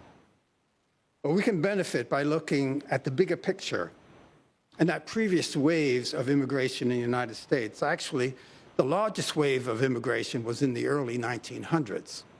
My own family was part of that wave. My parents were born in Puerto Rico in 1910 and 1912. At that time, persons born in Puerto Rico were not U.S. citizens. They did not become citizens until 1917, when President Wilson, with a stroke of a pen, signed the Jones Act, which granted citizenship to all Puerto Ricans. There were several reasons for the act, but an important one was to recruit soldiers to serve during World War I, and serve they did. Over 200,000 Puerto Ricans registered for the draft at that time, with over 20,000 actively serving during that war, including my grandfather, Pedro Rios. I have a picture of him standing tall in his World War I uniform. And we have continued to serve. Over 50,000 Puerto Ricans served during the World War II, including my uncles Andre and Pedro. My uncle Matias served during the Korean War. I served in the Army with the 3rd Armored Division in Europe. My little sister Naomi served in the Air Force. We've had our sons and our daughters serve, including 2 tours in Iraq. Now we have a great nephew who's currently serving as a Navy pilot. 5 generations spanning over 100 years of service, just like with all other immigration groups from different countries, contributing to the richness of American culture, not only in the military, but in healthcare, education, business, government, the arts, and music. Again, it's not your task to fix our nation's immigration policies. But meanwhile, what it can do is to ensure that our good and honorable City of Tallahassee police officers continue to respect the dignity and the constitutional rights of all of our residents. If the agreement cannot be repealed, we can at least commit to prohibit random ID checks, raids, and sweeps. You're at 30 prohibit seconds. Our policy officers from wearing masks. Prohibit the questioning of immigration status during routine traffic stops and other routine police business. We urge you to exit or greatly limit the city's agreement with ICE. Thank you. Our next speaker, please. Next speaker is Stanley Sims. As Mr. Sims is coming, sir, I want to thank you and your family for your service to this country. 5 generations is pretty impressive. Thank you. Name and address for the record, please. Stanley Sims, 1320 Avondale Way. James Brown said, "Say it loud. I'm black and I'm proud." I wasn't going to speak on immigration, but I had the opportunity to speak with the lady that was 98 years old, and she said something to me that resonated in my spirit, Mayor. She said, Reverend Sims, she said, what concerns me most about ICE is, in my day, we didn't call it ICE. We call it Klan. They didn't have masks, they had hoods. They had guns, but they did not have badges. Today, they have badges. I don't want to eat up my time there because there's two issues, Mr. Mayor, that I want to bring to your attention. That you made a verbal promise to this community that we would have the opportunity to discuss the sale of the hospital. We have not been afforded that opportunity. No one has told us. You just gave great accolades to the communication department about how they inform our city, but no one has told us when we're going to be informed. We keep getting a little bit from the Tallahassee Democrat. We get a little bit from TMH. We get a little bit from FSU. We kind of think that this is a big boys own party. And you're not going to tell us anything until the decision has been made. Another thing that I'm concerned about is these fire services fees. Now, I'm a little biased because my son is a fireman. But Joy Davis has been complaining about deregulated actions of these fire service fees. Now, the county attorney over there said that the city manager is spending money he shouldn't be spending out of these fees. Who's lying? Seconds. There is confusion. And for one time, Mr. Mayor, I ain't add to it. I'm asking for clarity. I'm asking for clarity. And for you all to just go numb, he not give any information to the county. I live in the county. Thank you very much. Those services fees are taxation without representation. I'm going to finish my thought. Thank you, Mr. Chair. Our next speaker. Mr. Mayor, I'm not sure of the first name. I'm not sure of the first name of the speaker. The last name is Aiken. And then the following speaker will be Teresa Farley. Name and address for the record, please. Good afternoon, City Commissioners. My name is Tiwa Aiken. I live at 1945 Durham Avenue, Tallahassee, Florida. I'm here to talk about the 287 agreement.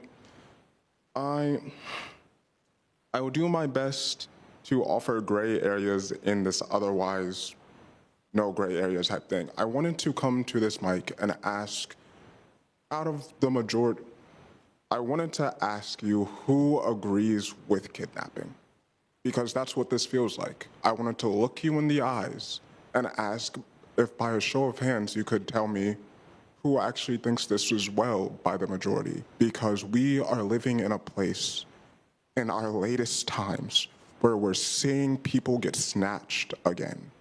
We've seen people get snatched, and we have no word on where they are. We only know that they're now down. We only know of individuals that are in a detention center in the Everglades, which is an important environmental location that we are now destroying for fear purposes. So I wanted to ask, who agrees with kidnapping? I wanted to come to this mic because I've been lucky enough to be a part of multiple organizations and talk with more and more churches at this time as I finally get back to finding my faith. And I strongly urge you, because I did not catch his name, but I know there was a speaker named Alejandro, and the speaker after him gave reasonable things and actions and calls to actions that you can do if you cannot just repeal this agreement that you have unfortunately agreed to at one point. There are further things like prohibiting random ID checks, the random stops, severely limiting the powers of 287G until we can come back, because I urge all of you to understand, not only will we be back, but we will very much bully and ask you to not take an agenda item that the people came here and asked for off of the agenda. It happens too often.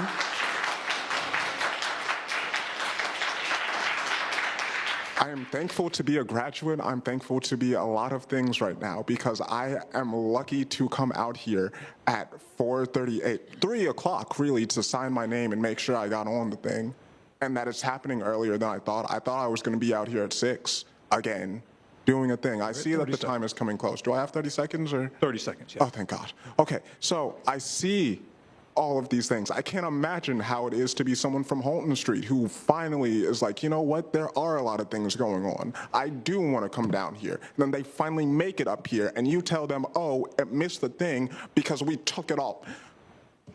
I won't come back, or I'll be hot. I'll be hot, and that's not what you want in this city.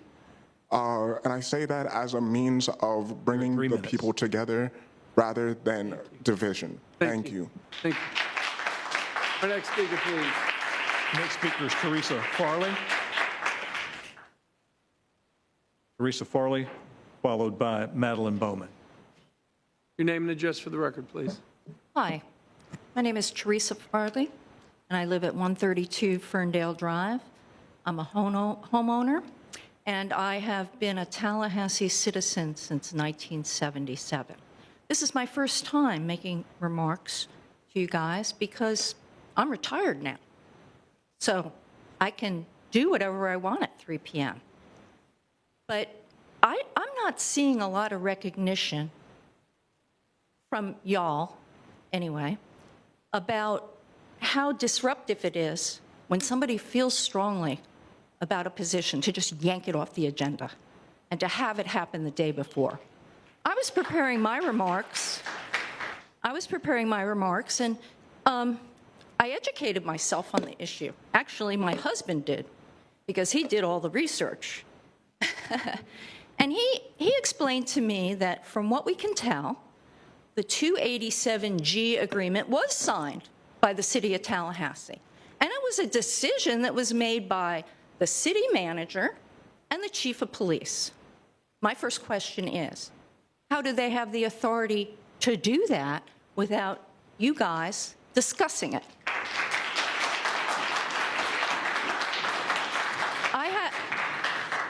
I haven't heard a discussion from the city commissioners themselves about this, except for some comments that were made at a town hall that didn't have any questions regarding, if we didn't sign it, maybe the governor could take us out of our seats. So this is a real problem. We really need a commission that will think outside the box and that will be brave and that will speak the truth. The citizens of Tallahassee are being snatched out of their homes, their workplaces, and the streets by people who are wearing masks, and it's not clear who they are. Aren't you people upset about this? These are Tallahassee citizens. I don't care whether they're immigrants or not.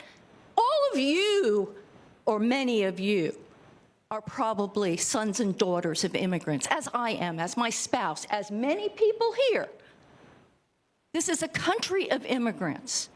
We expect a lot out of you guys. And I'm not getting rid of the women. You're at 30 seconds. You too. But we really need you guys to think outside the box. Okay, we have this obligation because we're not really a sanctuary city, but maybe we're a sanctuary city de facto, and then so maybe somebody could snatch me out of my city commission seat if I don't vote the right way. This is not the way to run a city. You're at 3 minutes. And we're Thank you. and And all of Thank us you are very much. expecting a lot from all of you. Thank you. Thank you. Next speaker is Madeline Bowman.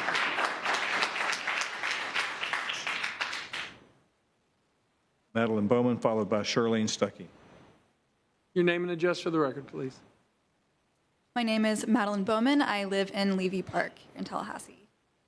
Good afternoon, Mayor and Commissioners. I'm speaking today alongside other community members about the 287G agreement.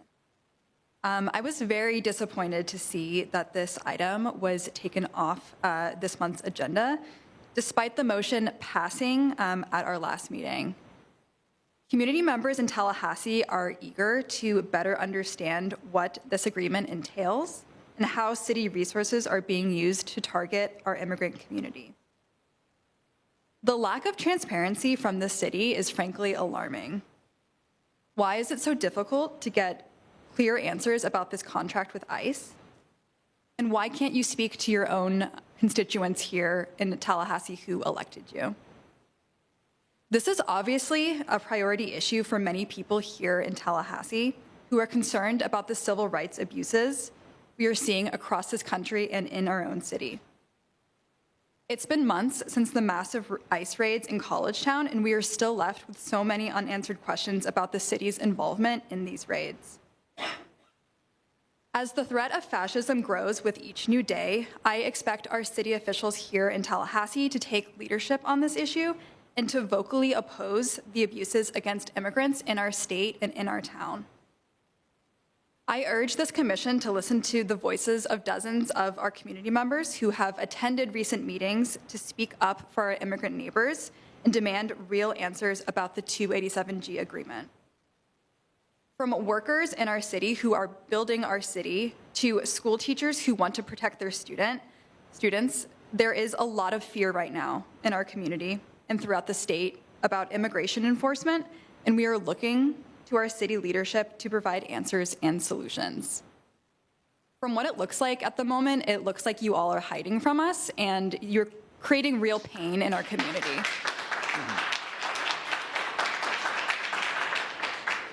I hope to see this item on the next month's agenda, and I also expect a statement from our city telling us what's happening and what we can expect from you. I think that's the bare minimum if we cannot exit this agreement, and if you don't have the courage to even face your own community members. We do expect a statement, just like the city of Miami did and other cities across the state, to let us know that you do, on the record, oppose these human rights violations, and that you are willing to find solutions with your community members. Thank you. Our next speaker, please. Charlene Stuckey is our next speaker. Charlene Stuckey, and then Finney. Your name and address for the record, please. Hi, my name is Charlene Stuckey, and after 20 years in Orlando, I'm a Tallahassee resident again. Yay, and glad to be back. I come to respectfully request that you can reconsider the 287G agreement. Our TPD officers are for our community. We pay for them to keep us safe. ICE is a federal force. If they're professional, well-trained officers of the federal government, they don't need the assistance or protection of our local law enforcement. They come into our community heavily armed in jeans, wearing masks.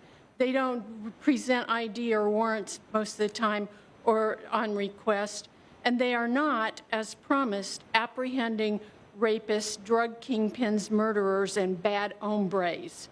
They are robbing our communities of a workforce by kidnapping working people. They are frightening many local people with their heavily weapons and their surliness. They're not professionals. They're bounty hunters and Jan 6ers, and our TPD should not be required to take time from patrolling our streets to assist masked men with heavy weapons snatching people at their work sites, schools, and churches.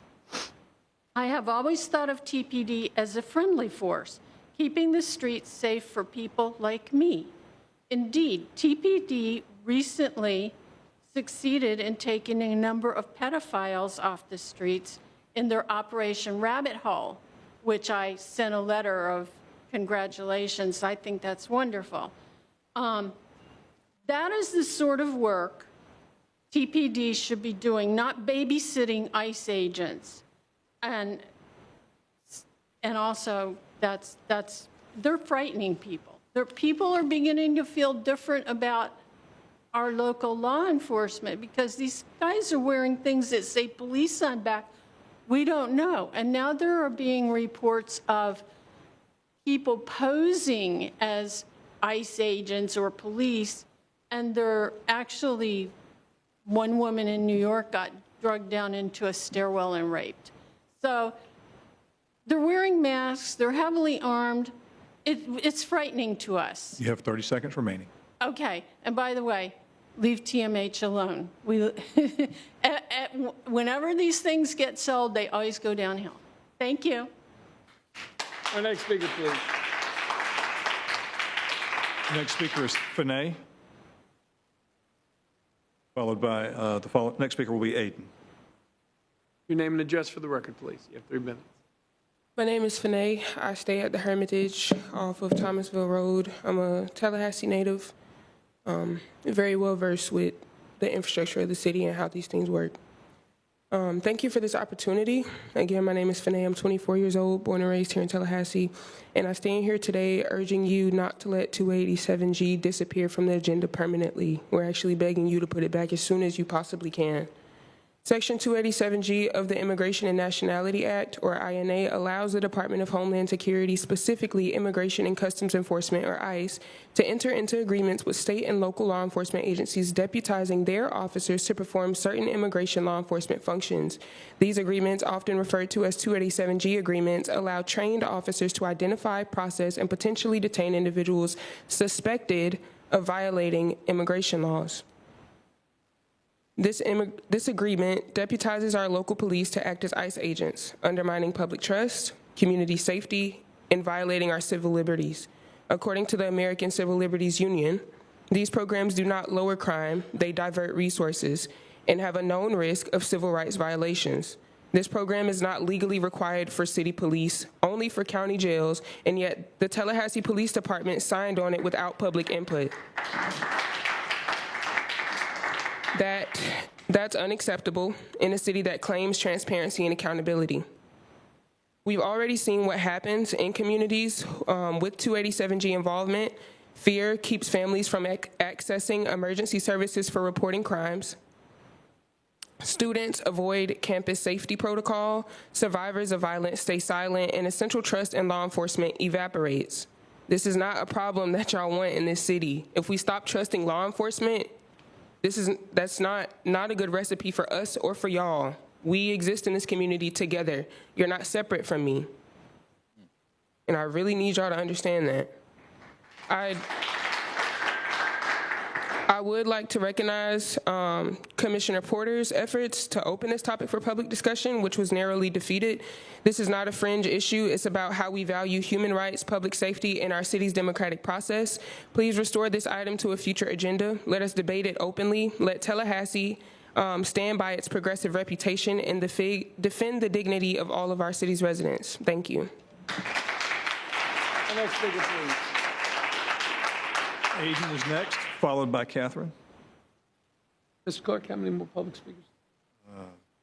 Including the current speaker, 3. My name is Aiden. My address is exempt. I've heard a couple people mention the sale of TMH up here, and I think that these issues, the issue of 287G and the issue of the TMH sale, are intimately connected. That being, this city commission does not care about the democratic processes that they claim to. City manager Reese Goad constantly oversteps his bounds, constantly. He is not elected. No one elected him. In fact, the appointment of him was kind of iffy at best. There were lots of lobbyists gunning for him. Our police chief who signed the 287G agreement is a murderer, killed someone in 1997. George Lil Nuke Williams. So those are the 2 people that right now are deciding what happens to the immigrants in our community. And people, the other members of this commission, sit by and do nothing. In fact, the only thing you did was vote 3-2, which is a passing vote, to put the 287G agreement on the agenda, not even terminate it, just discuss it, and somehow it's gone. Who has power over the agenda, I ask? Is it Mayor John Daly? Is it City Manager Reese Goad, unelected? Is it Jim Cook? I mean, come on, what are we doing here? It's ridiculous. You guys cannot even claim to care about the residents of Tallahassee if the only residents you care about are white people, or rich people, or people who live on the outer limits of Tallahassee. It is ridiculous to say that you care about the city. It's ridiculous to even take a position as a city commissioner, as a city manager, a position in city government, if you aren't going to stand up to Ron DeSantis. Why are you registered Democrat? All of you, why are you registered Democrat? I mean, obviously some members of this commission are on our side, our allies in this fight. But for a lot of you, why are you registered Democrats? Because all you're doing is helping ICE. All you're doing is helping DeSantis. All you're doing is helping Trump. And then not only do you take this agenda item off of the agenda, but you move public comment every single month when you have these meetings so that working people can't come here, so that regular people who come here and have a free day don't know if they're supposed to come here at 2, at 3, at 4, at 6. I mean, people have lives. I know you guys got a pay raise to sit up here, and so that's lucky for you that you guys get to sit up here and listen and pretend to care and then make the agenda with no reverence for what the people of Tallahassee want. But all of us here are here because we care. We don't get paid to be here. We're here because we live in Tallahassee and we care what happens to the immigrants in our community. And you need to put the 287G agreement back on the agenda for next meeting, and you need to officially condemn it, and you need to take whatever steps that is to terminate it. Thank you. Next speaker, please. Next is Catherine. Catherine, followed by Joel Nunez.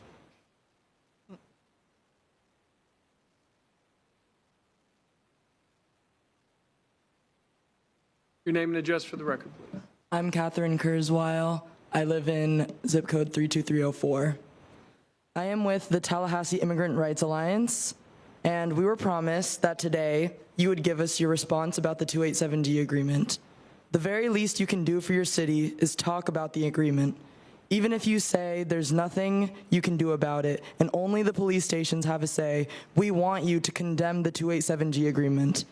We want to know that we are being heard and that you understand how this agreement will negatively affect the immigrant community. You are all supposedly Democrats. Why are you refusing to stand against bills that are backed by Trump and DeSantis? Why are you okay with TPD having the powers of ICE? When we all know this will cause more instances of racial profiling in our city. I will use the rest of my time to let you commissioners tell us what you think about this agreement and what you think about what's been said here today and what's been said over the past months. So this is how it works. Y'all have a chance to speak to us. When we get done with public comment, I am sure we're going to have a healthy debate and discussion about 287. So you can go ahead and finish what you want, and then we'll have our discussion under commission time. And Okay. Mr. Mayor, if I may, I failed to hit the button, so I'll notify you at 30 seconds, but the lights won't be accurate. I'll let you know when you're there. You got All right, that's okay. I heed the rest of my time. I urge you all to talk about it. Our next speaker. Joel Nunez, and then Winston Cunningham. Your name and address for the record, please. Hello, my name is Joel Nunez, and I live zip code 32303. And I've come because it's something deeply disturbing, deeply undemocratic happening in this city. 287G agreement, which you guys promised to review, so you guys voted on, 3-2 is somehow off of the agenda. And it's not really much of a question why. It's clear that there was some talks had outside, without transparency, without accountability.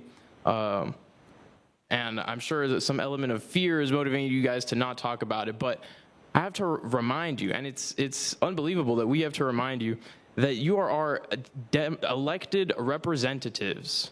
Okay, is completely undemocratic to take an issue that people care about, that people so clearly, your constituency doesn't want, in a program that nobody asked for, that nobody wants, that was imposed on this city from an external force.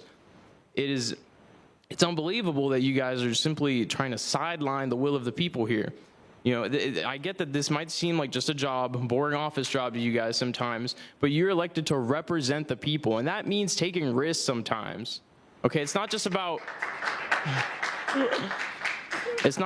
voting on things to make you look good, look like you care about immigrants, make you look progressive, and then completely abandon doing anything about it at the next meeting and hoping people forget. Democracy is not about appearances, it's about principles. And right now, there's human rights abuses, there's illegal detentions, there's torture happening in these camps, and you guys are being complicit by allowing DeSantis and Trump to completely steamroll the democratic will of this city and impose this program.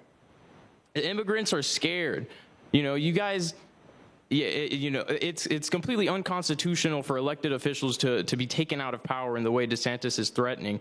And as we've seen, it hasn't happened. Quincy hasn't signed a 287G agreement. Their mayor's still in place. You know, if these things happen, you guys have to fight it. You guys have to resist, because if you're not resisting, you're just letting these human rights abuses take place. And again, if you're just going to let that happen, why be Democrats in the first place? You know, why claim to be progressive in the first place? We urge you to urge Chief Revel to back out of the agreement, to release a statement condemning the actions of ICE in Florida, and to explore the possibilities of a legal challenge if you guys are removed. Because it's not DeSantis that can remove you, it's the people. That is what is in the Constitution. It is the people. And you guys are gonna, even if you do get removed, you guys are still going to be able to go home to your families, to have a job, to provide for them. There's so many people right now that because of ICE, because of all the things that are happening, are not able to go home to their families. And I want you guys to think about that. Think about who you're representing. The next speaker, please. Next speaker is Winston Cunningham. Winston Cunningham. Next would be Lisa Sears. Name and address for the record, please. My name is Winston Cunningham. I live at 32301. I'm here today simply as a concerned citizen. I saw that you were taking comment about 287G today, and then suddenly you were not, and that was very confusing. Then this meeting was happening at 2, and then it wasn't. It was happening at 5, and that was very confusing. I also continue to find it confusing that multiple people have mentioned that their hands are tied in terms of this law. They don't seem to tie other hands, and I don't see why you're not simply bleeding everyone white on this. Why are you not wasting their time? It costs time and money to mess with you, to mess with municipal governments, and instead, you are letting it happen. Every resource spent fighting you is resource not spent sending people to concentration camps. You're just sort of sitting around about it and letting them do it. That's odd. I yield my time. Our next speaker, please. Lisa Sears. And then Kristen Wood. Your name and address for the record, please. My name is Lisa Sears. I am from zip code 32303. So, I didn't get home in time to put on that awesome t-shirt, Tallahassee Immigrant Rights Alliance, but I'm with them too. I am very saddened at what's going on in this country. It's sickening, it's shocking. We're like all immigrants here. We're descended from immigrants. And I'm like here trying to help also with the Democratic Environmental Caucus, with the Human Rights Committee, trying to help families that are being ripped apart, moms and children can't pay their electric bills, they don't have food. This is really scary and it's appalling, and I'm like ashamed to live in the United States right now. This is really, I need you all. You all are the ones that have the power. We gave you the power. We need your help. We cannot have this 287G here in Tallahassee. It is really, really scary, okay? That's all I have to say.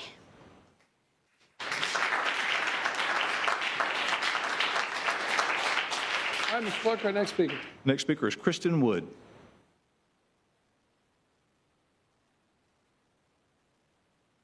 Your name and address for the record, please. Kristen Wood, 410 Victory Garden Drive.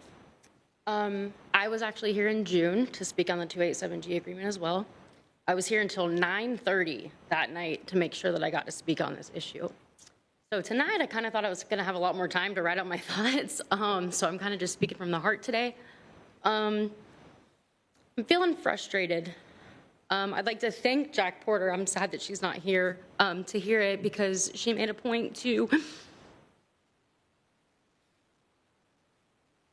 take the vote to get this on the agenda, and I'm not sure why that was ignored.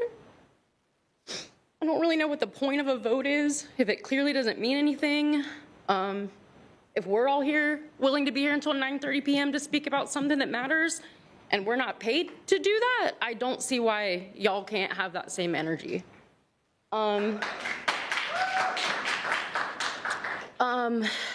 The things that were spoken before me were very beautiful. I wish I had taken that time earlier today to write that out. It's just truly sickening to know that not only are we not being heard, it feels that we're being actively silenced because we spoke ad nauseum about this in June. Not only were we not heard, but our commissioner wasn't even heard on the issue, and she should have. How does she not even have a voice on this? It doesn't make sense to me.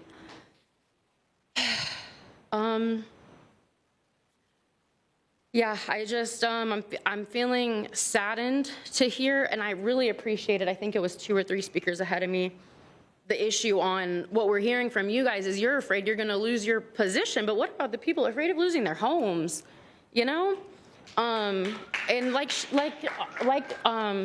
the person earlier stated, it's unconstitutional for you to be able to get removed. So I don't get it. And I believe you. I believe you've been threatened. I'm not saying that. DeSantis says a lot of crazy stuff. I believe you that he said that. I just don't think it matters to us, and it shouldn't matter to you because you're here to work for us, not for DeSantis. Thanks, guys. I yield my time. Thank you for listening.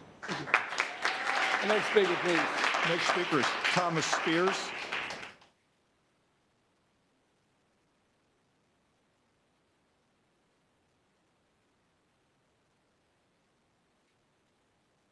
Your name and address for the record, please.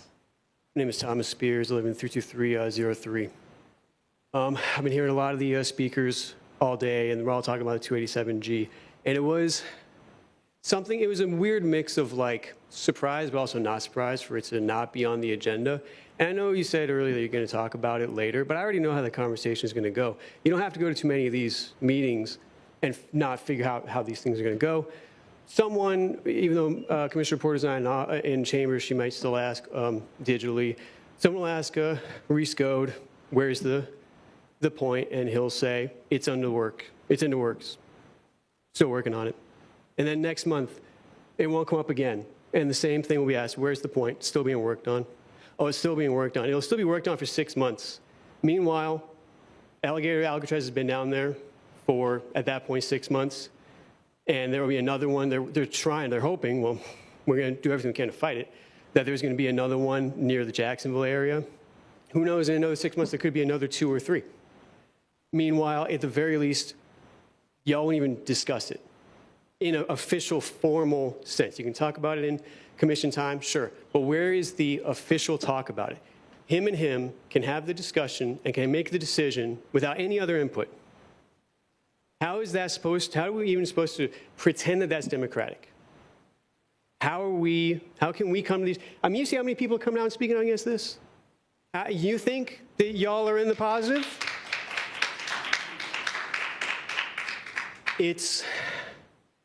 And you know, I've heard the point about possibly being removed. I don't care. Too bad. You can be removed. You still have your families. You still have your homes you can go home to. You still have your lives. People have already died in Alcatraz. And y'all don't even talk about it because you're too scared of being removed. That doesn't matter. I'm afraid that just does not matter. Who is going to be remembered better? The commissioners who stayed meek and shrunk away and stayed away from these tough subjects because they were afraid for their job? Or the commissioners that stood up to these proto-fascist regimes and these policies that are killing people for no crime whatsoever? The people going to these detention facilities, the 130-something people that were arrested here, not somewhere else, here, 130 of them were arrested. Their lives are incredibly disrupted. They have probably not have that job anymore. 5, maybe, of them were actually arrested and kept. They all had to be detained. And they all had to lose money for that day and possibly missed rent payment and now got evicted. Who knows? They have their lives affected. If you get removed from your job, you still got plenty of money. You're fine. You need to stand up. And you need to be on our side. You see how many people there are? If you want to think about it electorally, think about it that way. Thank you. Thank you. Our next speaker, please. That's the last speaker I have, Mayor. Okay. Anyone else here to speak on unagenda items that hasn't had a chance to speak? Okay. Let's open it up for the floor. I'm on, let's go ahead and have commission time right now. We have plenty of time to talk. I'll start us off.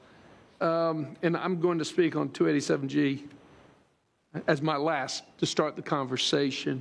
Over the summer, do want to recognize commissioners, the Leon Babe Ruth 14 under baseball team that did go undefeated and win their national championship. We should invite them into chambers as we do to congratulate them as well. Number 2, I would like to make a motion that we bring back the proposed comprehensive plan amendments as changed, which I will explain in just a second, for consideration for transmittal. And the change would be, I had a wonderful meeting with the neighborhood presidents, ATN, and other members from all across the city of Tallahassee. All the neighborhoods, to my knowledge, were about represented. There was about 50 or 60 people there. The proposed change would be to hold the neighbors in the neighborhoods harmless with any comprehensive plan amendments, period. No changes, period. There would be language that would be added in that would bring any properties that are currently non-conforming into a conforming status for the benefit of those property owners in the neighborhoods. And what does that mean? I'll give you an example. When we look at Los Robles, you know, in the back of Los Robles, there's the quadplex, all right? The way how our comp plan is currently written, heaven forbid, if that burned to the ground, it could not be rebuilt as is. The way how it's currently written, if there are major structural improvements that need to be done, it cannot happen because it's non-conforming. By simply making it conforming, they can make improvement. They could do and bring it back to exactly how it currently is. No changes, no higher density, no nothing. If it's a duplex, they can rebuild a duplex. If it's a triplex, they can rebuild a triplex. So that's the purpose of the conforming language. I know Artie is here, I believe, out of several tens of thousands of properties. What is it, between 500, 700 that are actually impacted, I believe, Artie? Bringing them into compliance within the neighborhoods. And by the way, the neighborhoods 100% are in agreement with this and intend to show up at the meeting when we transmit to support this proposed changes. It's approximately 300. About 300. Okay, sounds good. So what everybody had a lot of angst about were the comprehensive plan amendments that would directly impact the neighborhood through change. Working over the course of the summer, as I stated at the meeting, working with staff and working with the neighborhood presidents, what we would like to bring, and I will bring, and they will support, would be no changes to the neighborhoods that was previously proposed, except for conforming language. We'll have a long conversation about it, have an opportunity to look at it. The first step of that process, though, is to bring it back for transmittal and put on the agenda. Is there a second? Second. Okay. Any discussion? Sure, Commissioner Matlow. Mr. Mayor, would you be open to putting one more meeting in between that. I don't want to be at a transmittal hearing seeing a first read of the changes you mentioned. I've heard what you're saying. I tend to agree with where you're going, but I don't want a week's notice of first read of what's being proposed. Could we schedule a meeting to then transmit it at a following meeting or get the information in advance? When is the September meeting? September 3rd. Yeah, that's pretty close. We can do it at the October meeting. I don't have a problem with that. It's September 3rd and September 17th. Oh, how about the September 17th meeting then? That'll work. That puts a meeting between, so that gives the opportunity for everybody. And I heartily encourage you to reach out to the neighborhoods like I did. Have your own town hall if you want, and what you're going to hear. Our meeting was about 25 minutes because everybody was like, this is great, this is awesome, absolutely 100%. So September 17th would be the meeting to bring it back. Yes, ma'am. Question, and on that note, I know that the county had already transmitted. What does that do to their schedule? Did they transmit or were they waiting for us? They did. They did transmit. Could I ask Artie to answer? Sure. I think they have to start over, too. Thank you, Mayor and Commissioners. They did transmit and got comments back from the state. They're very minor comments, honestly. Unless there's some very substantive changes, but this sounds like it would just be leaving RP as it is with some language to address the non-conforming uses. I think their next step would be to schedule adoption. We are scheduled to bring a status update to them in December. And so I think the timeline actually kind of lines up fairly well because if the city transmits, it would go to the state. The state would have 30 days to review. That would be about the month of October into kind of November timeframe. And then coming back to the city commission at the end of the year for adoption would be the same time we would be going back to the county commission with a status update and they could schedule an adoption with them. Excellent. Artie, while I have you there, did I appropriately capture the essence of the meeting from Monday? Did I miss anything with the neighborhood presidents and the members of the neighborhoods that were here? Mayor, I think you captured exactly what I heard you say at that meeting and what I heard the neighborhood say at that meeting as well. They want to be left as they have RP today, acknowledging the non-conforming uses. Okay. And Artie, if you don't mind, and when will we have a written proposal that reflects those changes? Yeah, Commissioner, let me jump in. That's a prime, and you can answer specifically. That's a great question because the neighborhoods answered the same thing. The first step in the process would be for this commission, by way of this motion, to ask staff to bring something back in that nature of what's being proposed. So once this motion, assuming it passes, then Artie, when can you get us that language? I mean, if we're using the residential preservation language category as today with those minor kind of edits to it, that's something we could probably turn around within a couple of days. There we go. All right, motion on the table made by the mayor, seconded by the mayor pro tem to bring this back at the September 17th meeting for transmittal. All those in favor signify by saying. Mr. Mayor. Sure, Commissioner Porter. Thank you, Mr. Mayor. Is the item coming back to us for review at the September 3rd meeting to then be voted on for transmittal at the September 17th meeting?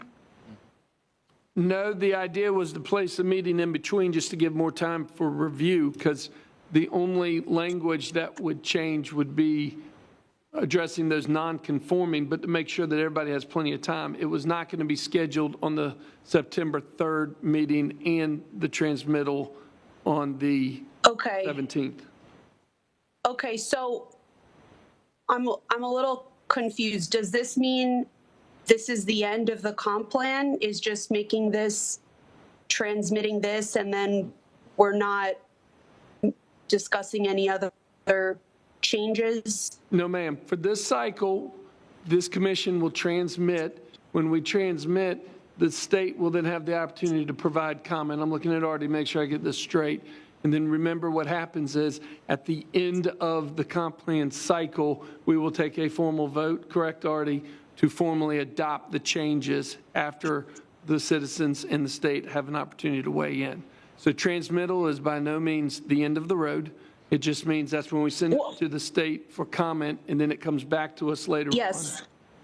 Yes, I understand that. Thank you for clarifying. My question, though, is there was a lot of discussion about the comp plan. So my question is, once, let's say this moves forward and it's transmitted and we receive and adopted, is that the end of the comprehensive planning conversations that we're having?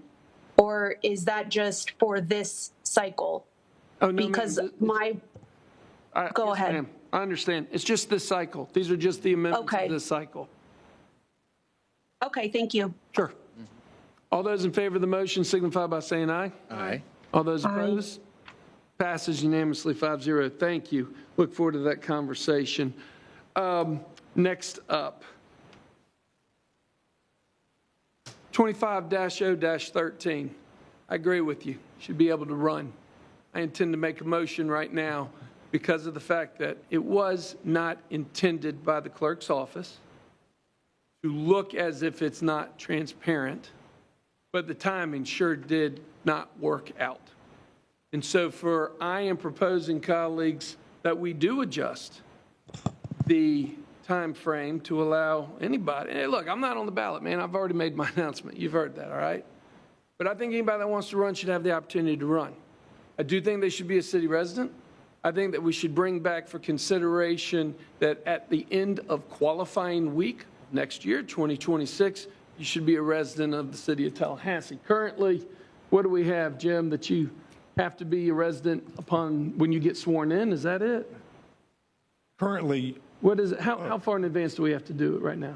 so stepping back a moment, obviously a most recent adjustment said that you'd be a registered elector for 365 days. Correct. Prior to the beginning of qualifying. Prior to that, you had to be a registered elector, so effectively that would be as of the first date of, or as of the date of qualifying, because you had to provide that status at the time of qualifying. Correct. Okay. Well, I haven't lived outside the city for a while, so thank you for refreshing my memory on that. I have no problem going back to the original rule that on the day of qualifying, you have to be a resident of the city of Tallahassee, at least for this cycle.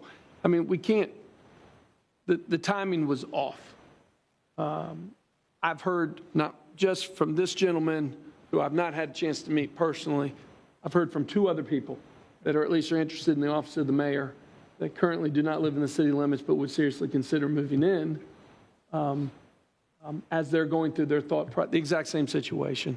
It's a big election coming up. I don't have a problem, colleagues, allowing for it to be adjusted to how it was at the previous election cycle. Okay. Mayor Pro Tem. I want to weigh in on it because, of course, we want anyone who wants to run for office to run for office. I have, when I ran for this seat in the beginning, someone moved from a county and drove by the supervisor elections office, signed up to run for office, and moved into the city. Sure. So I don't want this to be considered a drive-by opportunity. Understood. That you could just move up and start running. To me, it needs to be someone who is vested in this community and has been here a while. Now, you know, there are other jurisdictions that have this. This was not new. Right. We followed the process that we follow with all others. It was introduced, and we adopted it. I agree. Now, I'm saying this for clarification. Irrespective of whether it's the mayor's office or whatever office, we followed our process. We were all very clear on what that was. I would not move to a place and run for office. I know Tallahassee is different because there's one city in the county. Right. And when you ask people where they live, they say Tallahassee.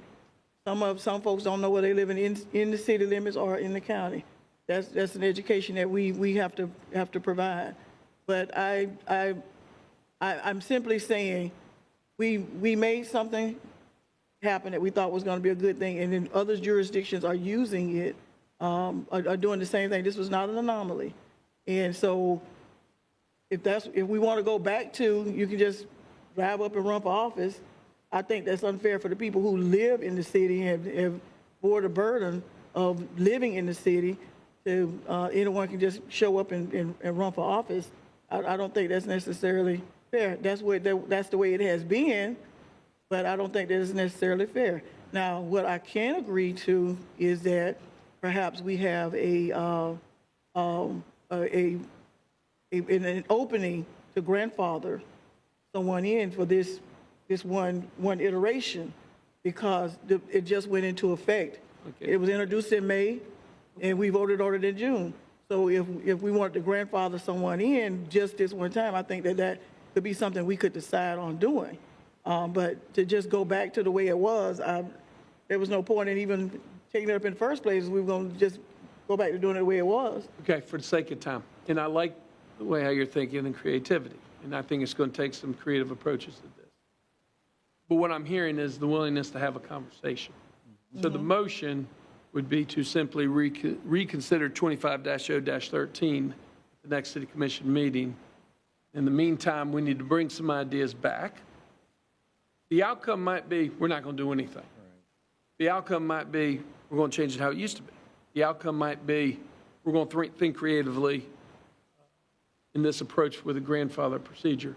But what I'm hearing is let's at least have this conversation. So reconsideration to bring back. That would be the motion. Okay. Other comments? Well, I would agree with the Mayor Pro Tem, Mr. Mayor. You know, I moved to Tallahassee as a student at Florida State University in 1974 and have lived here ever since. And when I decided to run for office in 1988, I had been here several years. I didn't just move here and become a student and decide I was going to run for political office. I agree with the Mayor Pro Tem that those who seek this seat should have a vested interest in the city.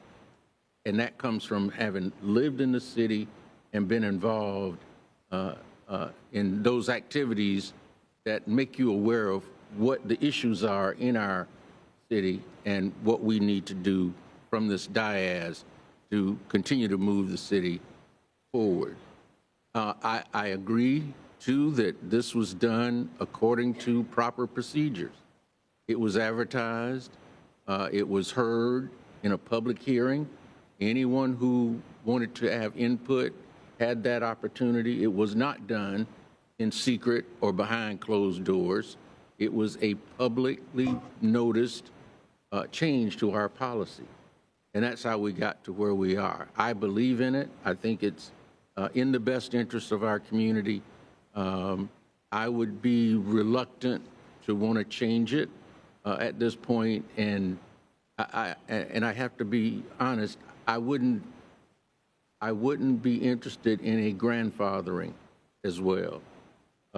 Because when you do that, it sets a dangerous precedent for going forward. And so that's my position on that. Sure. Commissioner Matlow. Thank you, Mr. Mayor. And first, Madam Attorney, do I have any conflict on this item or need for recusal as a candidate? You live in the city. I do. I hadn't thought about that, Commissioner. Okay. I don't think so. I think this item is just to bring it back. So It's to bring it back for I'll comment. consideration, More of a but conflict than Commissioner, the Mayor Pro then, Tem. yes, I Okay. don't think you would. Okay. But before you would actually take a vote, I'll make sure that I have looked Okay. at it carefully and make sure that we come to the right decision. Okay. Thank you for asking. Thank you. And, I think anybody who wants to run for office should have the ability to do so. I do think we've had an issue in our community. Just last cycle, a candidate from California that didn't appear to be a candidate at all moved here in December, January. Nobody heard from her the entire campaign. So we have had an issue in our community with these ghost candidates, these people who are not invested in our community running for office. And I do think there are appropriate ways to address that. I agree with Commissioner Richardson that, I don't think there is no intent to disqualify or stop anybody who's a Tallahassean that wants to run. So welcome to have the conversation. Thank you, Mr. Mayor. Sure. Commissioner Porter? Thank you, Mr. Mayor. I am comfortable having the conversation and going from there. Excellent. Mr. Yeah, Mayor. and not to get personal, but Justice, you're the one that came and testified on this, and I've been pleasantly watching your social media, and best of luck as you announce. I don't think you're trying to pull the wool over anybody's eyes. You grew up here in town. You lived right outside the city limits. You intended to move into the city limits. And it just so happened, and we did everything by the book. We did. And it came from the clerk's office. And we had the public hearings, and we had the public announcements and notices, and we went and we did it all transparent up front. I do disagree with you on that. It was done transparently. It was done right. I for one, will say for myself, I didn't sit down and do the math and figure out when this goes into play is the 1 year and 3 days before qualifying, meaning if you live outside the city limits, you got 72 hours to move in. I didn't do that math. I do think that is not, for somebody that does care about this community, loves about this community, you got caught in that 72-hour window. That's really what we're talking about. What Commissioner Matlow brought up, absolutely correct. When you got these ghost candidates moving in from California, I don't think that's what we're talking about. And quite honestly, I've heard from, again, a couple other people that are in a similar situation, well-intentioned, lived here for a while, the whole 9 yards. That's what we got to figure out, is how we're going to handle that situation.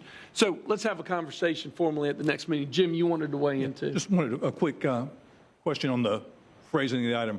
Rather than a reconsideration of 25013, can you have us bring back something to discuss an amendment to the ordinance? And the reason I ask that is that 25013 was a comprehensive review that we went through with the supervisor of elections.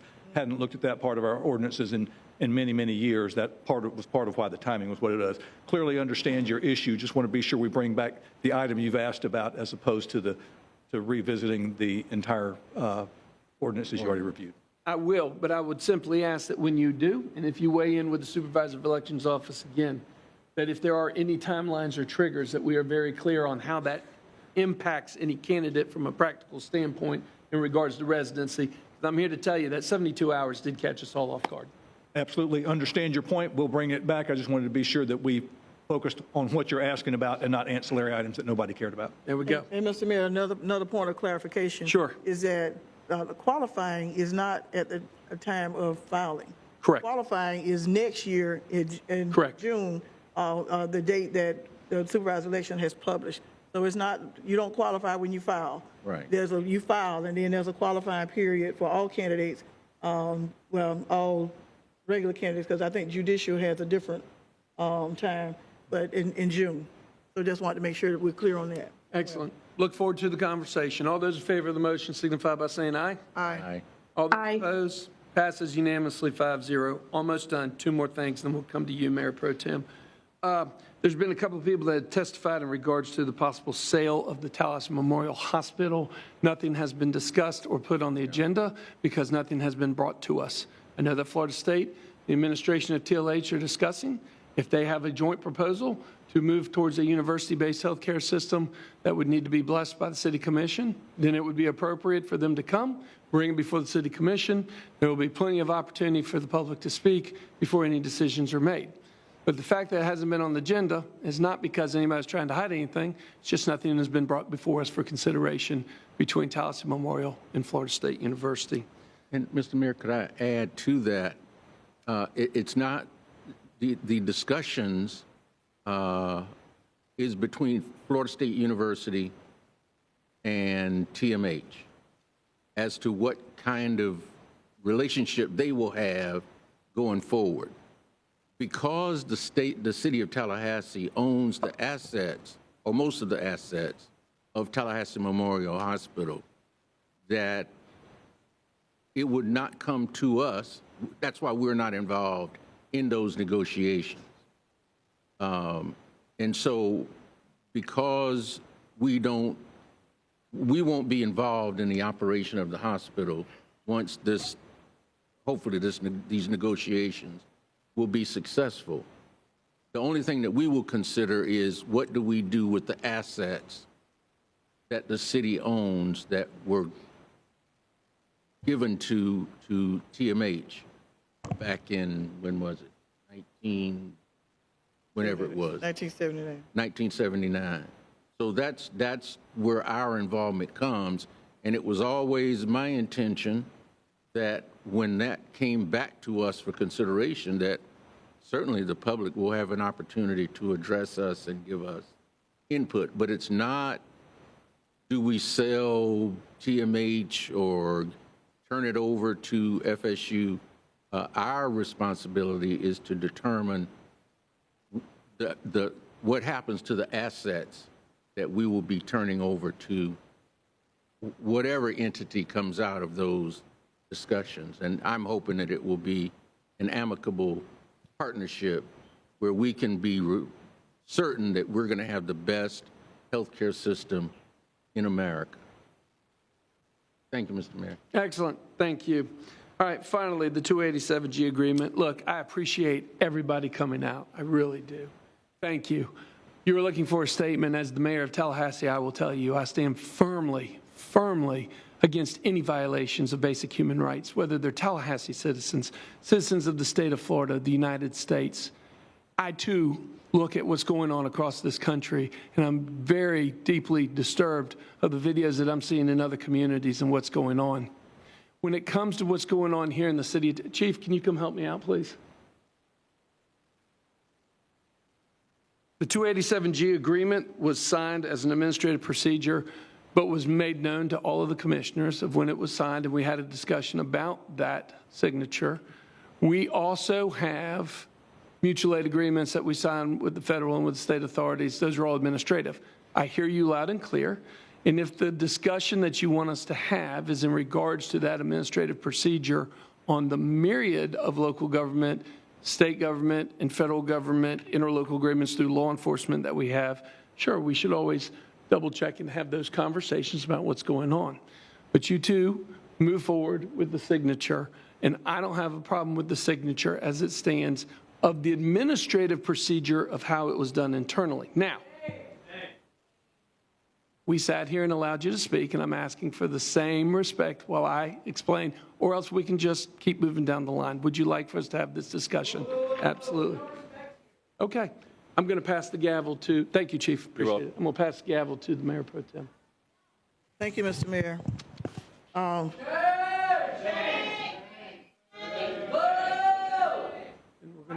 Okay. Mr. City Manager, I've been approached by the Clausell family to look at the possibility of renaming, well, not renaming, but designating Alabama Street as for the Clausell family as a memorial designation. And a little research has determined that it is a city street. And I'm going to ask, I think I've already talked with you and your staff about whether there will be any issues or concern about it being a city street. I would like to ask the support of this commission to do a memorial designation for Alabama Street for Reverend Clausell's family. They would provide us with the actual naming. And for those of us who may not be familiar with her and with that family in our community, renowned family in our community, they've adopted several folks in our community, and the work that they've done in our community in and around Alabama Street has been well documented and well noted. And we do these things not, for fame or fortune, but just so that folks can remember and know who these individuals are who've made our communities what they are. So asking for the support of this commission to move forward with the memorial designation, which is different from a renaming of Alabama Street. So I'll make that, if we need to do a motion, I move that we pursue, we need Second. agenda item, however we need to do it, and we'll provide the text for it. So, Mr. Mayor, thank you for seconding the motion. Sure. All those in favor of the motion? Sure. Mr. Mayor. For comment, Commissioner Richardson. I need to ask the attorney if I need to recuse myself. The reason that I wasn't asked to bring this forward is because I serve on the board of the Clausell Fund. We're raising money to support issues that were important to Reverend Clausell and her husband when they, of course, lived in the city. And so I want to know if, being in that position, should I vote on this issue? I don't think you would gain any personal benefit from being in that position. It's not, is it a paid position on the board? No. So I don't think there would be a conflict in Okay. voting on this particular. If it included some financial benefit to the board, there might be a longer discussion, but I think just the naming probably would not be a conflict for Okay, you. all right, thank you. All Thank you, right. Mr. Mayor. All those in favor of the motion on the table signify by saying aye. Aye. All those opposed? Aye. Passes unanimously 5-0. Mayor Pro Tem. All right, thank you, Mr. Mayor. But I also heard in the comments tonight, and I've been following this very closely too, dealing with our fire services. I see our chief and his command staff in the audience, and I just want you to know that I know this commission supports what you all do for this community. And it may not sound like it sometimes, but just know that we do support. And I wanted to kind of get an idea on this side of the street. What are we facing? What is actually happening here? Amy, you know, we've had some conversation, and I know you can. There's some things that we've talked about, but I think that we need to bring it forward. So I don't know if that's you, Amy, and Mayor. I asked that the city manager also weigh in as need be. So Yeah, maybe Mr. Mr. Mayor, may I? Sure. And then we can hand off to each other as necessary. But Commissioner, thank you for the question. So there has been a lot of discussion about the fire service fee. That is the mechanism that we use in the city of Tallahassee and that the county has chosen to use in the unincorporated area to largely fund the fire department. The discussion relative to the county is about a contractual relationship. For many years now, the county has contracted with the city to provide fire protection in the unincorporated area. It's not compulsory. It doesn't have to be, but we do have an outstanding fire department with the capacity that serves not only the city but the county. What's at question is the contract that puts that together and the funding mechanism that that contract brings about. Each 5 years, we've been contracting this way with the county since 2009. Longer than that, we've been providing services in the county, and the payment arrangements have been different. Since 2009, we've been utilizing this contract that says that the city will impose a special assessment. The authority is granted by state law to the city and the county respectively. The county does not grant that authority to the city, the state does, to implement a special assessment to fund things like the fire department. That has happened. We have analyzed the rates, analyzed the budgets, set rates in place to last ideally 5 years. That's worked very well. That worked very well until COVID. Together, jointly, the first year of COVID was the last year of our scheduled rate increase. You probably will recall that staff brought forward and said we thought it was a bad idea to try to change and raise those rates and that with an uncertainty. So we extended the rate period a 6th year, and there was some mechanics related to that. And then we moved forward with a new rate study. That put rates in place that were to last for another 3 years from now. What happened to us and the rest of the world is lots of change. Shortly after that, you'll recall that the city agreed to a collective bargaining agreement with our firefighters that resulted in much higher wages than were anticipated, appropriate wages. But that was a very extensive discussion, one that was engaged in by the public, the county commissioners, obviously the city commissioners, the fire union, the fire department. Is a very important discussion, and we were able to settle on wages that have now resulted in our ability to hire firefighters and fully support the department. It was a very productive outcome. But those costs were higher than were anticipated in the rates that were a product of the contract we had with the county. And so that happened. We also know that we were in motion to build a new fire station. That's been a priority of the city commission, as well as, and that was on the south side, Station 17, as well as expanding Station 15 that serves the northeast, that serves city and the county. It sits right on the border. It's in the city's limits, but it serves the county as well. The cost of those construction efforts have changed dramatically with inflation and efforts. That has certainly happened.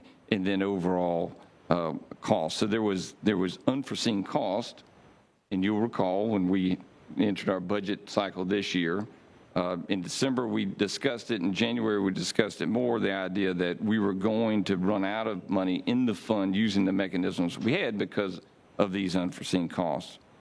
Since then, we entered into an agreement with the county. The county, we jointly scoped it as detailed in the contract we have.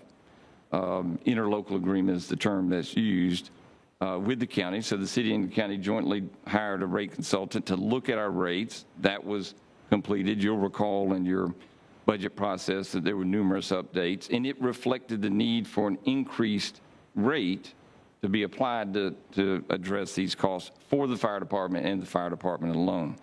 As we moved forward with that, not required, but the step that happened, the county staff took the item to the county commission to get their blessing or redirection. The county commission has now talked about the matter a couple times, and they have elected to reject the results of the rate study.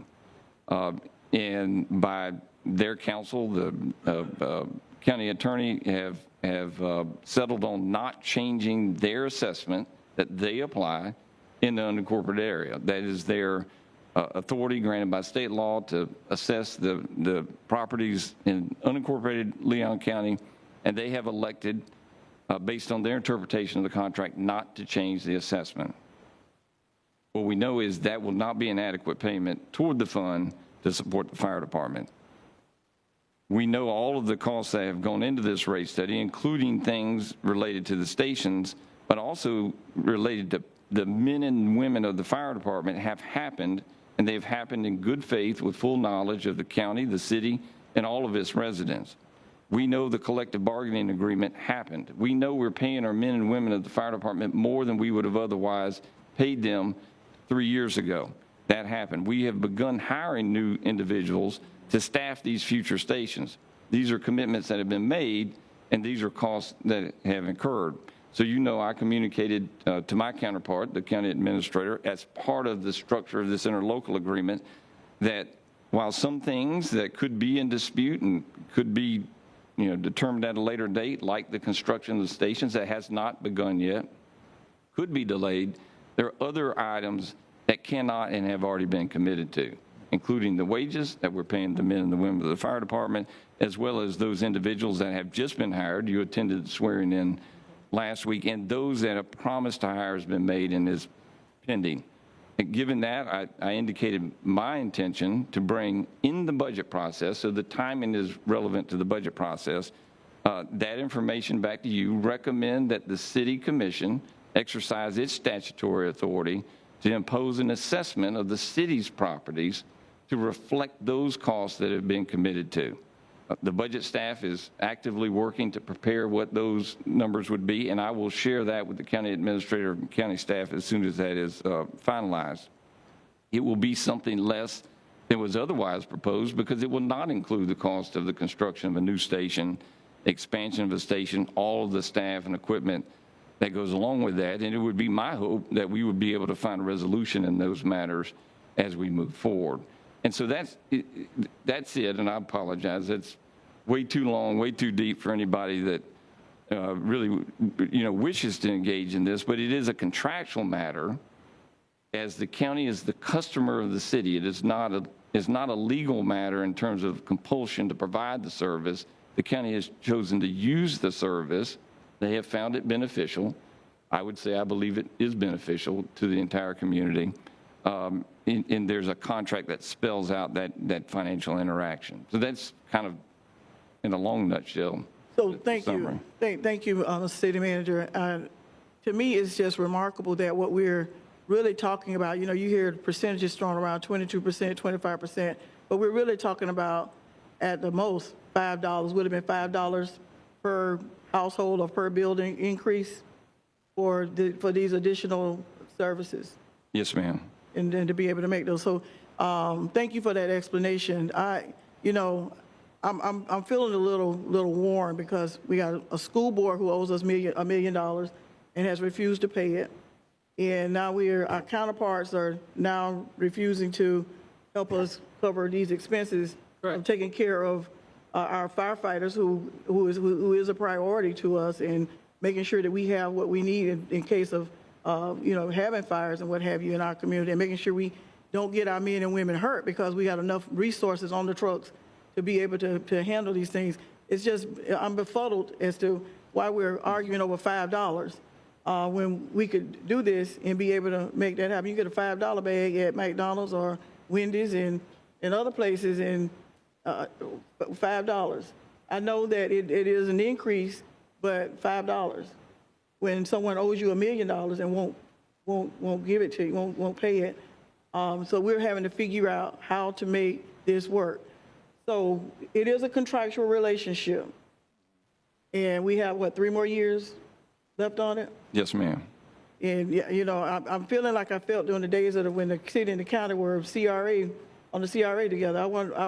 It sounds like a divorce is pending. It sounds like it. If we can't count on you to help us right now when we need the help to take care of our firefighters, then I'm not sure if we will be able to depend on you in the future. And so at the end of the 3 years, it may be time to end this marriage and unravel this and let the county establish their own fire service. I know that if that happens, if we end this agreement in 3 years, what goes with it is also EMS, correct? Right. So I'm, at this point, if you can't be with me when I need you to be with me, I can't count on you 3 years from now to be with me. So I think we need to begin to look at what it will take to, we know what it will take. Don't renew the contract. That's what we would need to do on this side. So I think with that's some serious conversation or serious thoughts that we need to be having, Madam Attorney. And then go ahead and 3 years, that's a 3-year notice. That's where I am right now. And it's confusing in our community to look like we're one city in the county and we have this relationship is not working like it should. So that, I don't know, Madam Attorney, you have anything else to add to that or not? Not at the moment. Okay, all right. Mr. Mayor, sure. Real quick, Commissioner, I think your comments are appropriate, that if the contractual arrangement is not beneficial to both parties, that's generally how that would be. I'll share that from my read of the contract, and it's a really lengthy, convoluted, many times amended contract, I believe we have to give no less than 18 months notice. And it kind of stands to reason. It would be a big deal, a big transition. And so that's not long from now. And in my opinion, if that is of serious consideration, and I would recommend that it should be based on our current status, because we've got to be able to operate our fire department well. And that we need, as we work through these processes, as there is any additional steps related to trying to find common ground, especially as building of the new stations. Right. They should be incorporated, because I believe that notice would have to be given sooner rather than later. I just share that just in timing context. Mm-hmm. It's not an off decision. I think it's a pretty soon decision that would have to be made. I agree. We've got to honor our commitment to our firefighters and in our community. We were committed to having that fire station built over on Lake Bradford, which was going to benefit the county as well as the expansion of 15 that was going to also benefit the county. So we made a commitment to our residents on the south side that we would have this fire station, but the longer it takes to do it, the more it's going to cost. So there's seem to be some concerns being voiced about how much it costs. But if you think it's costing now, it's going to cost even more in the future. So anyway, I think you understand where I'm coming from and what I'm saying about that. One final thing on a good note. Mr. Mayor, before you go to that, sure, leave that topic, Madam Pro Tem. There is another issue that's important here as well. If we are able to raise the fee, the chief has indicated that they will use some of those funds to go towards a higher rating for the fire department. ISO rating is what it's called, which would then cause, and I know it's limited to residents of the city, but it would cause our property insurance rates to decrease. I can't remember how much we were talking about there, and maybe it hadn't been determined, but that's another benefit that the citizens of the city would accrue if we were able to get that higher ISO rating. And the thing that disappoints me as well is the fact that even if we have to delay it, that we are not now in a position to build that fire station on the south side of Tallahassee. When I came to the commission in 2014, that was one of the very first issues that I addressed as a commissioner. Because what we heard at the time, that for those residents who lived in that south side area, whenever there was a fire, there was a longer response time on the part of the fire department, because there was not any fire station in that area other than the one on South Monroe. And so, and many of those homes are wood frame homes that when they catch fire, they go up like that. And so I'm disappointed because even if we have to say we're delaying it, because we've already delayed it now for almost 20 years. And that's just unconscionable when you talk about the people who live in that area and what this could mean to and for them.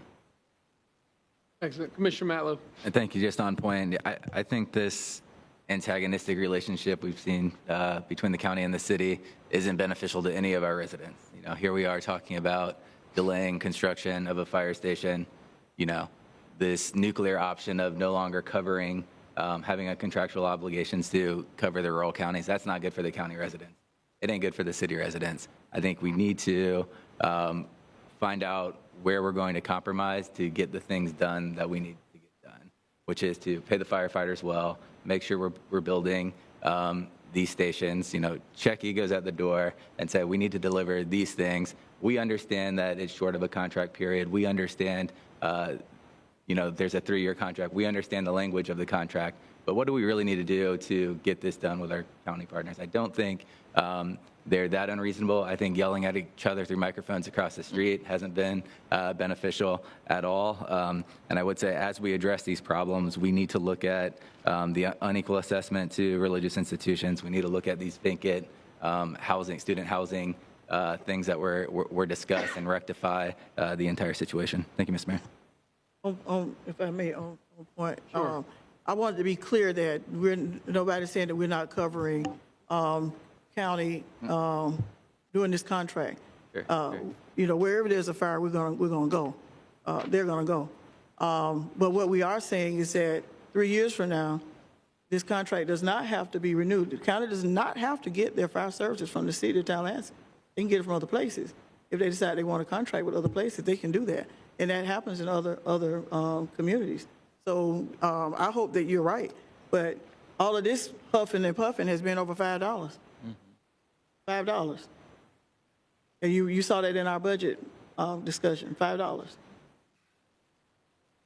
I'm good. All right. We're going to take a 5-minute break. We'll be back at 6 o'clock for the public hearing.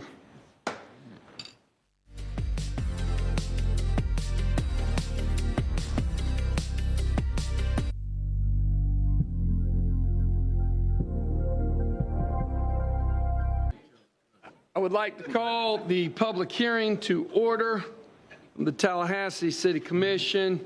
We are on item number 16.01. Madam Attorney. Thank you, Mr. Mayor. Item number 16.01 is the first and only public hearing on the 11th Amendment to the Integrated Development Order for the Southwood Development of Regional Impact. The recommended action is option 1, conduct the first and only public hearing on the proposed change to the Southwood DRI and approve the 11th Amendment to the Integrated Development Order for the Southwood Development Regional Impact DRI with the stated condition. John Reddick from Growth Management is available to either present or ask questions. Excellent. Mr. Clerk, do we have any public comment on this? No, sir. All right, colleagues. Move for option 1. Second. Probably moved by the Mayor Pro Tem, seconded by Commissioner Richardson. All those in favor signify by saying aye. Aye. Aye. Commissioner Porter, welcome back. Passes 5-0. Item 16.02, Madam Attorney. Thank you, Mr. Mayor. Item number 16.02 is the first and only public hearing on resolution number 25-R-29, a resolution abandoning the entire right-of-way known as Gables Court, located north of Bellevue Way, just south of West Pensacola Street in the city of Tallahassee, Leon County, Florida. The recommended action is option 1, conduct the first and only public hearing and adopt resolution number 25-R-29. Excellent. Any public comment on this item? No, sir. All right, colleagues. Move for option 1. Second. Probably moved by the Mayor Pro Tem, seconded by Commissioner Richardson. Any further comment? Seeing none, all those in favor signify by saying aye. Aye. All those opposed? Passes unanimously 5-0. Item 16.03, Madam Attorney. Item number 16.03 is the first and only public hearing on resolution number 25-R-31, a resolution abandoning the entire right-of-way known as Renfro Valley Street, located east of Lake Bradford Road, just north of Levy Avenue in the city of Tallahassee, Leon County, Florida. The recommended action is option 1, conduct the first and only public hearing and adopt resolution number 25-R-31. Excellent. Do we have any public comment on this item? No, sir. All right, colleagues. Move for option 1. Second. Option 1's been properly moved by the Mayor Pro Tem, seconded by Commissioner Richardson. Any further comment? Seeing none, all those in favor signify by saying aye. Aye. All those opposed? Aye. Passes unanimously 5-0. 16.04, Madam Attorney. Item number 16.04 is the first and only public hearing on resolution number 25-R-32, a resolution abandoning the entire right-of-way known as Hurt Court, located east of Renfro Valley Street, just north of Kissimmee Street, in the city of Tallahassee, Leon County, Florida. The recommended action is option 1, conduct the first and only public hearing and adopt resolution number 25-R-32. Excellent. Do we have any public comment on this item? No, sir. All right, colleagues. Move for option 1. Second. Mayor Pro Tem has properly moved the item, seconded by Commissioner Richardson. Any further discussion? Seeing none. All those in favor signify by saying aye. Aye. All those opposed? Passes unanimously 5-0. Item 16.05. Item number 16.05 is the first and only public hearing on resolution number 25-R-37, a resolution abandoning the entire unimproved right-of-way known as Kilpatrick Court, located west of Dantzler Street in the city of Tallahassee, Leon County, Florida. The recommended action is option 1, conduct the first and only public hearing and adopt resolution number 25-R-37. Excellent. Do we have any public comment on this item? No, sir. All right. Colleagues. Move for option 1. Second. Excellent. It's been probably moved by the Mayor Pro Tem, seconded by Commissioner Richardson. All those in favor signify by saying aye. Aye. All those opposed? Passes unanimously 5-0. 16.06.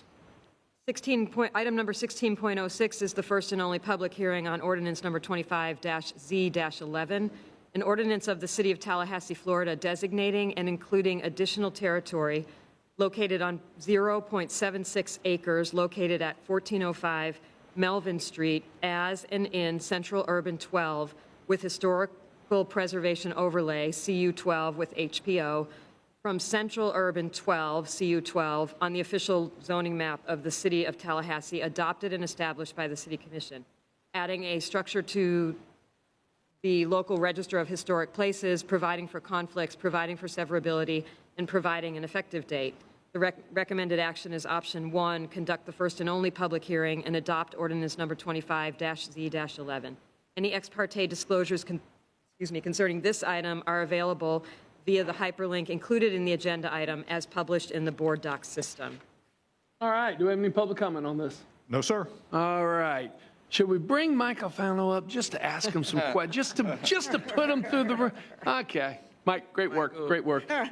Comments, direction? Move for option 1. All right. Properly moved by Mayor Pro Tem, seconded by Commissioner Richardson. See no further comment. All those in favor signify by saying aye. Aye. All those opposed? Passes unanimously. 16.07, Madam Attorney. Item number 16.07 is the first and only public hearing on ordinance number 25-Z-12, an ordinance of the City of Tallahassee amending the Southwood Planned Unit Development on the official zoning map of the City of Tallahassee. Project site located on approximately 3,322 acres and is generally bounded by Appalachie Parkway on the north, Southwood Plantation Road and Biltmore Avenue on the east, Tram Road on the south, and Capitol Circle Southeast on the west. providing for conflicts, providing for severability, and providing an effective date. The recommended action is option 1, conduct the first and only public hearing and adopt ordinance number 25-Z-12. Any ex parte disclosures concerning this item are available via the hyperlink included in the agenda item as published in the board doc system. This item also would have questions answered by Michael. Excellent. Do we have any public comment on this item? No, sir. Colleagues? Move for option 1. Second. Properly moved by the Mayor Pro Tem, seconded by Commissioner Richardson. Further discussion? Seeing none, all those in favor signify by saying aye. Aye. Aye. All those opposed? Passes unanimously 5-0. 16.08, Madam Attorney. Item number 16.0-8 is the first and only public hearing on ordinance number 25-Z-16, an ordinance of the City of Tallahassee, Florida, designating and including additional territory located on 16.2 acres, located approximately 0.3 miles south of the intersection of Thomasville Road and Ox Bottom Road, as and in City of Tallahassee Residential Preservation 2, RP2, from Leon County Residential Preservation RP and City Residential Preservation 1, RP1, on the official zoning map of the City of Tallahassee, adopted and established by the City Commission, providing for conflicts, providing for severability, and providing an effective date. The recommended action is option 1, conduct the first and only public hearing and adopt ordinance number 25-Z-16. Any ex parte disclosures concerning this item are available via the hyperlink included in the agenda item as published in the board doc system. Again, this is a planning item. Wonderful. Questions? Do we have any public comment on this item? No, sir. Colleagues? Move for option 1. Second. Option 1's been probably moved by the Mayor Pro Tem, seconded by Commissioner Richardson. All those in favor signify by saying aye. Aye. All those opposed? Passes unanimously 5-0. 16.09, Madam Attorney. Item number 16.09 is the first and only public hearing on ordinance number 25-Z-08, an ordinance of the City of Tallahassee amending the Canopy Plan Unit Development Concept Plan on the official zoning map of the City of Tallahassee, located on 505 acres at the southeast corner of the intersection of Fleischman Lane and Centerville Road on the official zoning map of the City of Tallahassee, providing for conflicts, providing for severability, and providing an effective date. The recommended action is option 1, conduct the first and only public hearing and adopt ordinance number 25-Z-08. Any ex parte disclosures concerning this item are available via the hyperlink included in the agenda item as published in the board doc system. Planning was busy this summer. All right. Do we have any public comment on this item? We have one speaker on this item, Mayor, Caroline Vasquez. Ms. Vasquez? Okay, thank you. Any further speakers? No other speakers. Excellent. Colleagues, direction. Move for option 1. Second. Option 1's been probably moved by Mayor Pro Tem, seconded by Commissioner Richardson. Any further discussion? Seeing none. All those in favor signify by saying aye. Aye. All those opposed? Passes unanimously 5-0. Do we have anything else come before us at the public hearing? No, sir. Great. We are back on commission discussion time. Commissioner Richardson, before I get to you, I'd like to finish my thoughts. Yes. DC, if you wouldn't mind joining me at the podium real quick, that'd be great. What I was trying to state in regards to the 287G until was prevented from speaking, but would like to finish my thoughts for the record, is a couple of points. First of all, Madam Attorney, yesterday during the briefing, I asked you about the status update of the well, first of all, is it still your legal opinion that the city needs to engage in the 287G agreement? It's not so much a legal opinion as I stated before, the 287G agreement was entered into under the authority of the city manager and the chief of police based on their understanding of what was best for the city of Tallahassee. The agreement itself at the time was, well, let me just say this. It is the subject of a current pending lawsuit. The city of South Miami. I understand. When I asked you yesterday, I was looking for your legal opinion of whether we have to engage based on state law and based on federal guidance as well until a rendering by the court says otherwise. My understanding is that the law is being interpreted by the governor and the attorney general to require cities to enter 287G agreements at this time. Okay, so we should engage. That is what the law. That is what is being Yes, that is the position that the Attorney General and the Governor of the state of Florida are taking right now. Your position? Yes. Okay. So what is the status of the lawsuit currently by the city? Is it Miami or one The of the city Miami of South Miami is suing the Attorney General to clarify whether it and other cities would be obligated to enter 287G agreements. My understanding of the status, the last time I checked, was that the Attorney General's office had filed a motion to dismiss, and that is currently set for hearing. Okay. And if that status changes, Chief, if you want to come join us too, that would be great. If that status changes and provides us with any other alternatives or options based on your legal opinion, you will let us know immediately. I will. Excellent. Chief, thanks for being here. What I was trying to do is reassure the public of exactly what is going on in our local police department. Correct. DC Holmes did a tremendous job on a sidebar during the break with a couple of constituents that I appreciate you being here as well. But let me just go ahead and ask for the record in regards to the 287G. What we are required is to train one officer on immigration policies, correct? Correct. Have we done that training for that one officer on immigration policy? The officer has completed the training, the credentialing, which traditionally takes a while in and of itself. They ran into some problems on the federal side, not our side. So as I understand, he is not credentialed yet, right? So he has not received the credentials, so we're still not doing anything. But we have complied with that training. We have complied with the training, and he will get the credentialing. How many sworn officers do we have at Tallahassee Police Department? Right now, 396. 396, and we have trained by requirement of this law one, correct? You have to participate. They don't give a number. You have to participate. Our participation is one officer. One officer. Okay, excellent. Chief, our police officers wear body cams at all times? Yes, sir. For their protection and the public's protection, correct? Absolutely. Do we patrol in masks?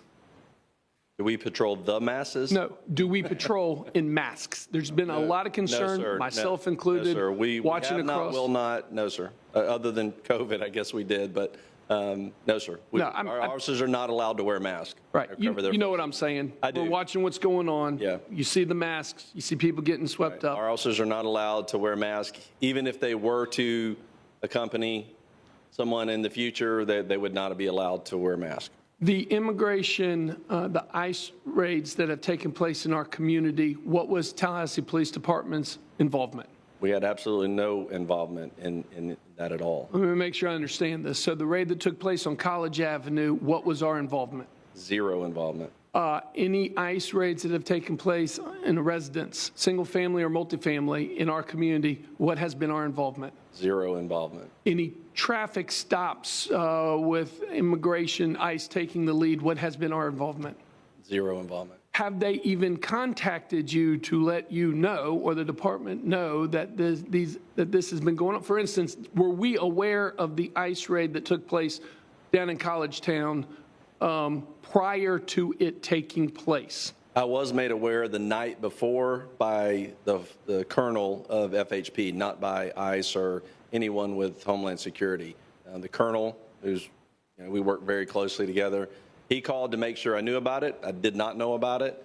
And he said, that they were going to be down there and they were handling it and just wanted to make sure we knew for deconfliction. And we did not participate? We did not. Okay.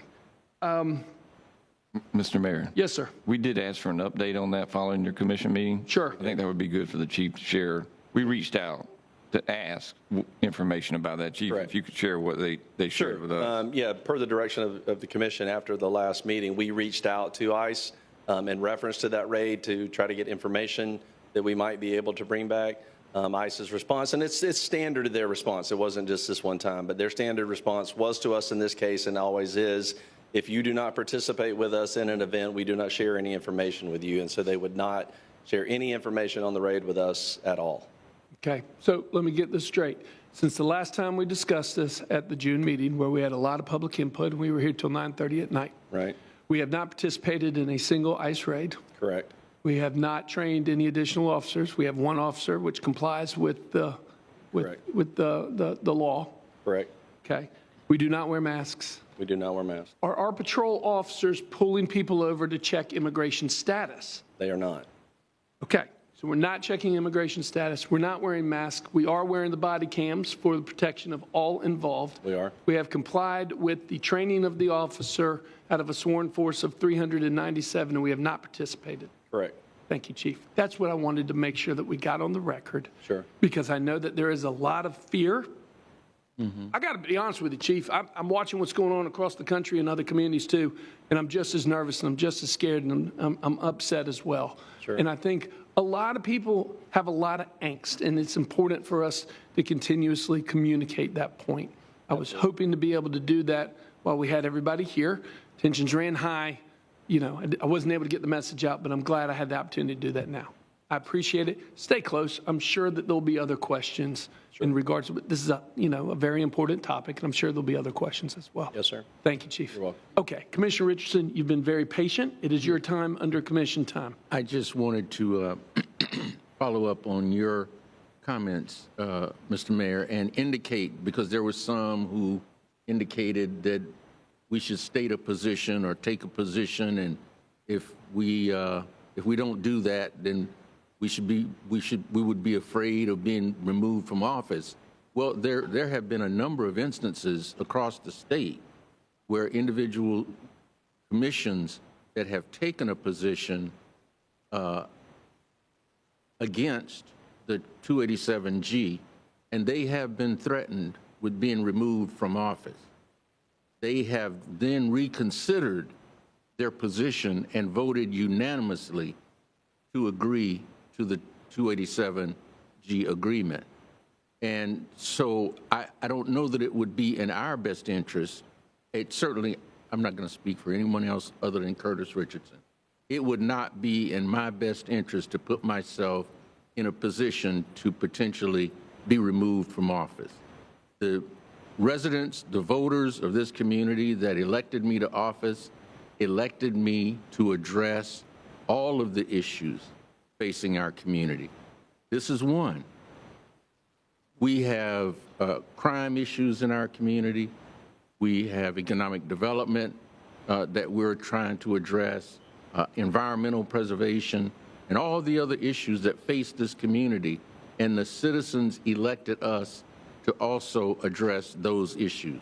And so that's my position on putting myself in a position where I could possibly be removed from office, and if put in that position, having to defend myself and pay those legal costs, me and my family, and I am not willing to do that. That's all I have. Okay, Commissioner Matlow. Thank you, Mr. Mayor. I'm going to address ICE. I want to take off one item first.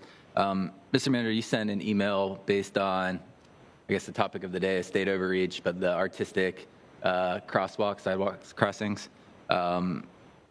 We received a request by email today from Betsy Couch to see if we can do the imprinted bricks, the standard crosswalks we have in downtown at those locations. Is that something we'd be able to look at? Mr. Mayor, I'm not sure I understand the question, Commissioner. In replace of the artistic crosswalks, replacing them with the crossings that we have downtown that are the stamped asphalt brick crossings. Okay, I believe what you're asking me, let me make sure I understand, is where we are compelled to remove the artistic painting. A couple of them at least were done by KCCI. Could we replace it with the imprinted bricks? Is that That's correct. I'm not sure. I'll find out. It is very restrictive today. The standards have changed, but I'll find out. Okay. The first step will be to remove the painting, and then we'll have to go back and repair the road. So I'll find out and email the commission. Okay, thank you.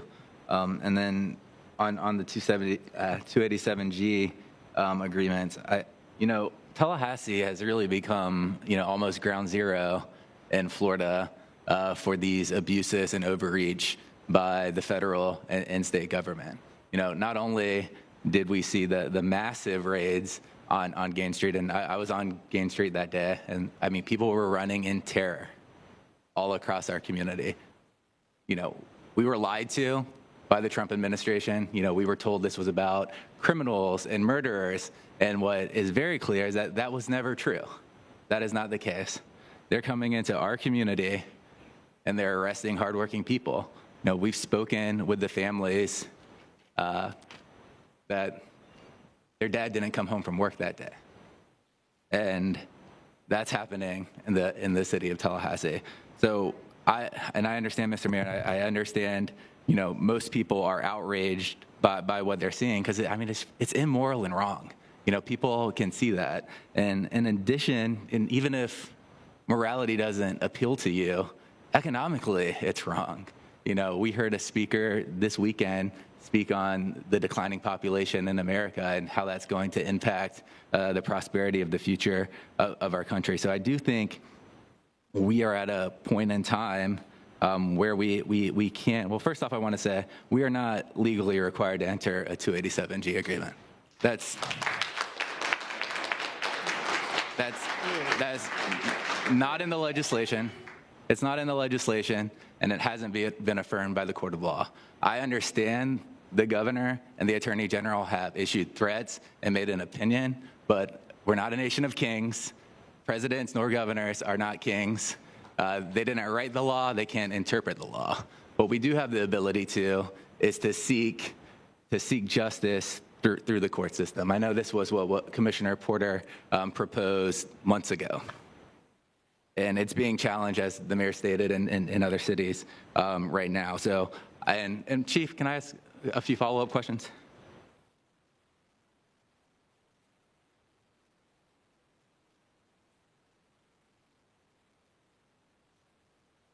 And thank you for the clarifying questions earlier. I think that was what the intent of the agenda item that was voted on to be brought back, that for some reason was not scheduled, would have been, we went through the agenda item anyway, it appears like. But my questions are, in relation to the 287G agreement, you were asked a lot of questions about our previous involvement, which is being done.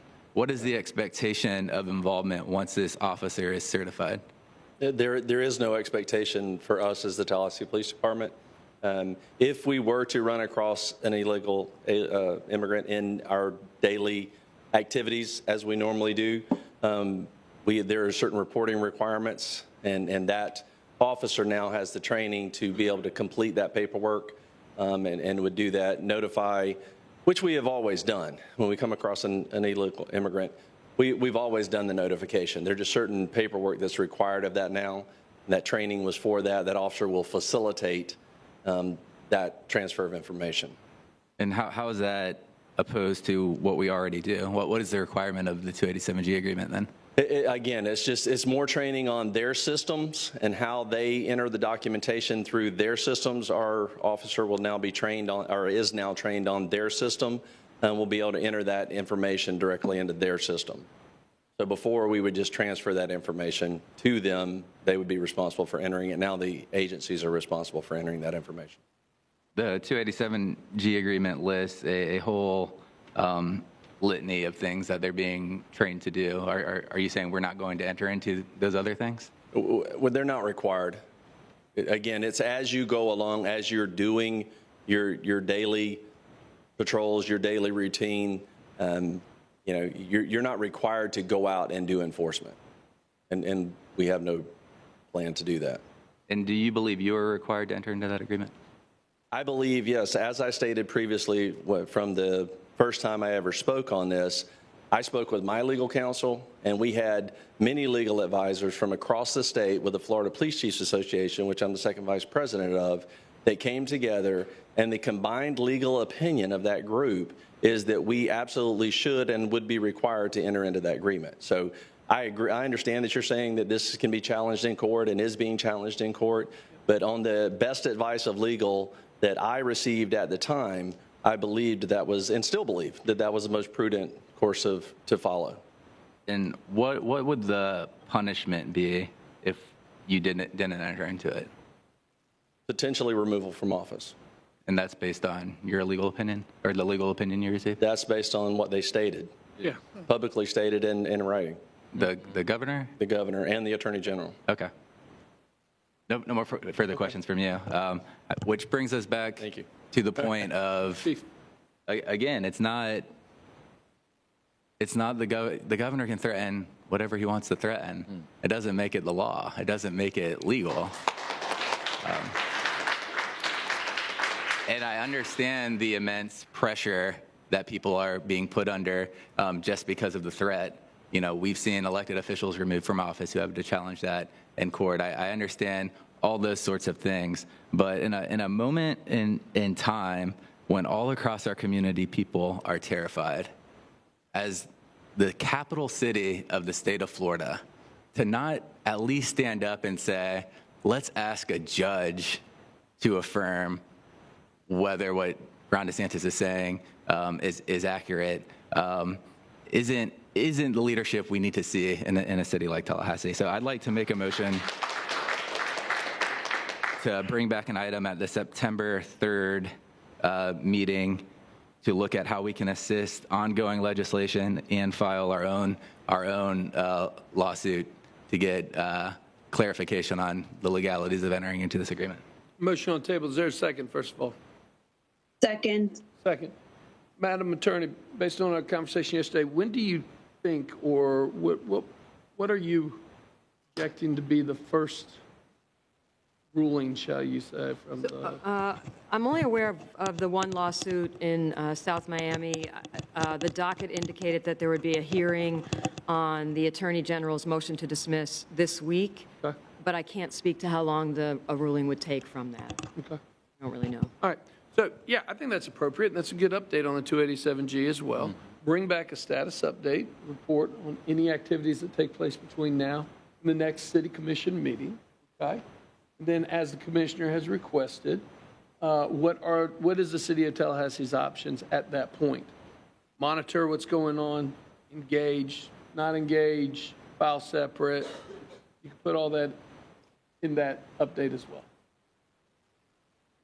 So just to make sure I'm clear, you're looking for an update on the current pending litigation regarding 287G? Well, Commissioner Matlow, I don't want to put words in your mouth. I am assuming that you are interested in knowing exactly what's going on with the litigation. And if that does not meet your stated goals of what you'd like to do, then we would take into consideration either joining that lawsuit or filing a separate lawsuit or doing some other type of legal action. Is that what I'm hearing you say? Yeah, that's correct. So, I mean, it would be a review, an update on what they filed, what questions they asked, you know, Okay. the entire filing on their part.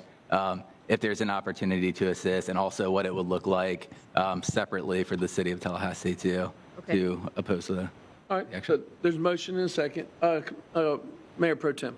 Question, Commissioner Matlow, after learning what happens in this case, if they don't prevail, then what are your thoughts on continuing? Because I mean, to me, it's like if you're gonna whip your child, you know, let one watch while the other one get whipped, and then you determine whether you want to get in on that or not. Well, I think you know, you see often multiple jurisdictions challenge in different circuits and make different arguments. I'm not sure the exact arguments that were made in that case, but I would be looking to see what arguments we can make for our particular case in Tallahassee. Because the Attorney General was very clear. He's very clear on what he will do. And I'll just say this, that I don't agree with what's going on, but there are other folks who need assistance that we are obligated to help. I agree, help where we can, do what we can, but not at the cost of negating our responsibility to all these other folks. Because if we put ourselves in a position where the governor appoints, then on this commission, then it's going to be a totally different priority. Because as we can see across this state, when given the opportunity to appoint, the appointments are folks who he know will do what it is that he wants to have done. And so that's, you know, I'm just saying, it's not that I'm scared. It's not that. What it is. Ladies and gentlemen, if we can't have a conversation, we're just going to end the meeting. What it is. Asking you for some respect, please. What it is that you've got to be the adult in the room and understand that there are other things that we have to be, that we are responsible for. Other people are counting on us as well. So, you know, We can't help everybody, but where we can help, I am willing to do that, but at what cost? Let me pause real quick. Commissioner Porter, want to give you the opportunity to weigh in as well. Thank you, Mr. Mayor. I support the motion. I have some other ideas about how we can take a position, but it's still Commissioner Matlow's time as I understand it, so I was waiting my turn to make my own proposal, though I support Commissioner Matlow's motion on the table. Excellent. See no further comment? Well, Mr. Mayor, Sure, I would Commissioner also Richardson. be interested in knowing what the financial cost has been to South Miami as they've gone forward with their suit. Sure, that'll all be part of the. Okay. Okay. All those in favor of the motion on the table signify by saying aye. Can we restate the Aye. motion? Can we restate the motion, Mayor? 'Cause I want to be clear. Okay. What I'm voting on. Absolutely.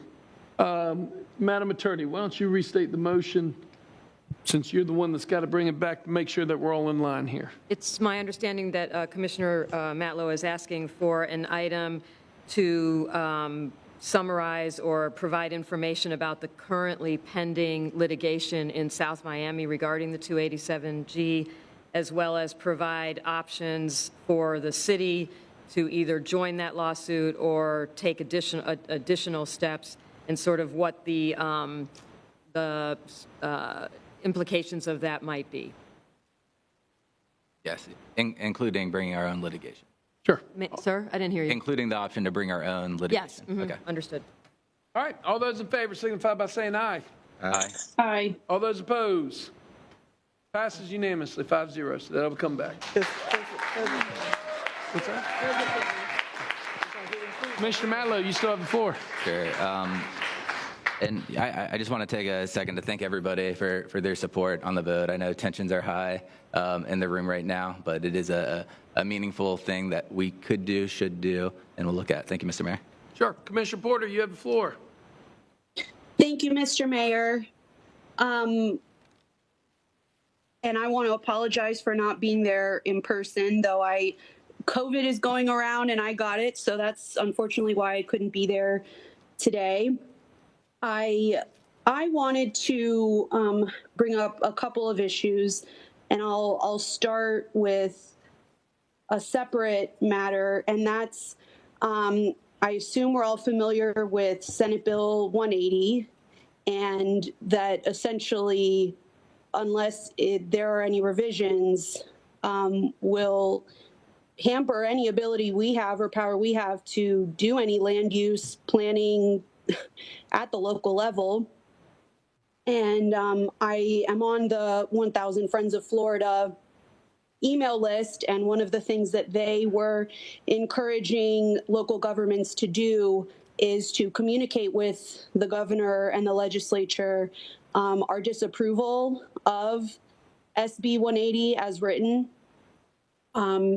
And so that was something that I wanted to discuss and see if there was any interest in whether it's passing a resolution, writing a letter from the mayor. I think it's important that we weigh in on SB 180 and how it's going to impact our city and local government home rule. So I would make a motion that we have a resolution come back to us on SB 180. And if actually, Madam City Attorney, would you mind just giving a brief summary of SB 180 and how it will impact us locally? Yes, Senate Bill 180, very briefly, the part that's of concern that the commissioner is referring to prohibits local governments from imposing any amendments in land use regulations or even in comp planning that are more burdensome or restrictive. Neither of those terms are defined by the ordinance or by the statute, and there are no exceptions. So it is my understanding that there's some recognition statewide that the bill had unintended consequences, which is what we're hearing now, and that there probably will be some efforts to make some adjustments to that going forward. Mayor. Commissioner Porter, can I make a suggestion? Sure. Before we fire off a letter, can we get a full briefing from our planning department at the next meeting?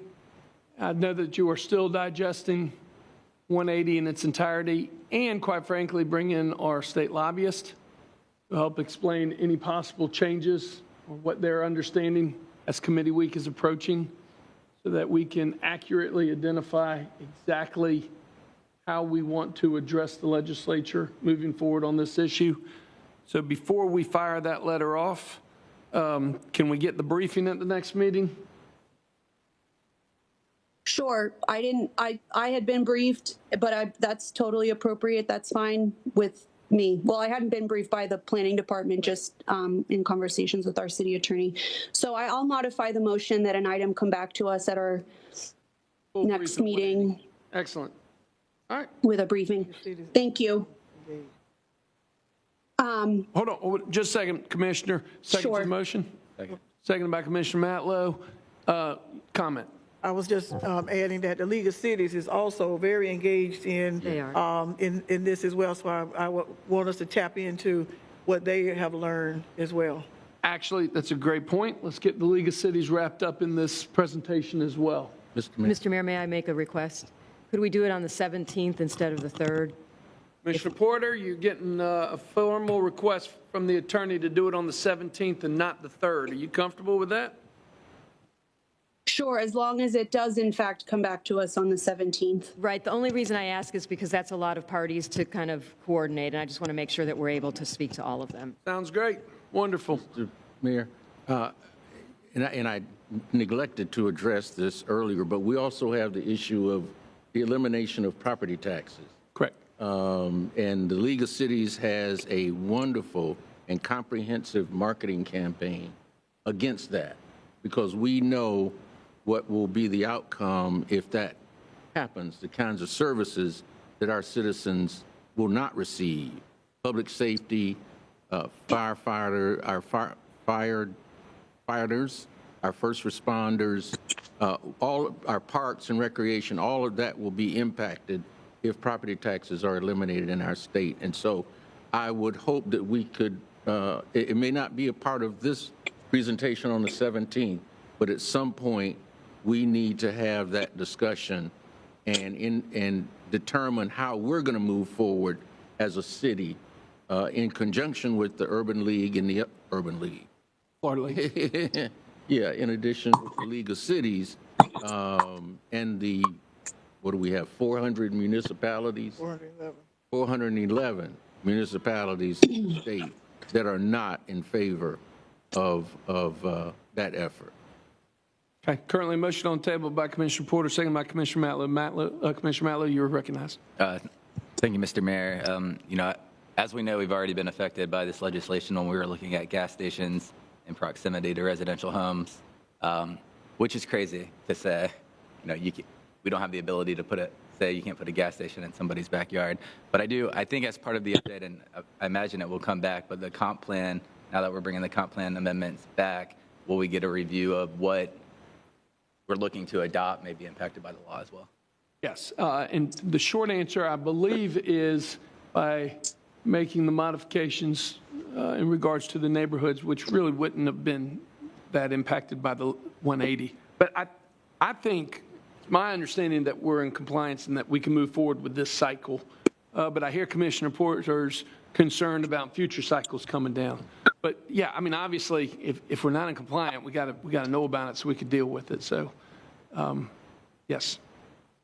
Good point. All those in favor of the motion on the table signify by saying aye. Aye. All those opposed? Aye. Passes unanimously. Commissioner Porter, you still have the floor. Thank you, Mr. Mayor. I also wanted to bring to our attention a resolution that was passed by the city of Miami Beach condemning, and I'll read the language, strongly opposing dehumanizing and violent rhetoric targeting immigrants, including the Alligator Alcatraz detention facility, and statements by national leaders affirming the dignity and contributions of Hispanic and immigrant families, and rejecting language and practices that promote hunting down, caging, wrongful detention, or celebrating harm against immigrants, including the use of deadly wildfires such as alligators in the Everglades. So this was a resolution passed by the city of Miami Beach, I believe July 24th.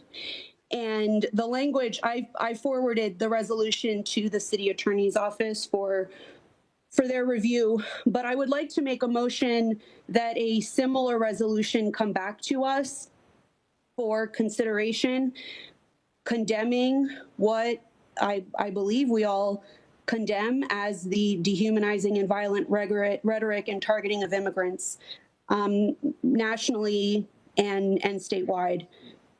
So that is another action I believe that we can take to stand with the residents and be true to our values as we explore other ways that we might engage on this issue.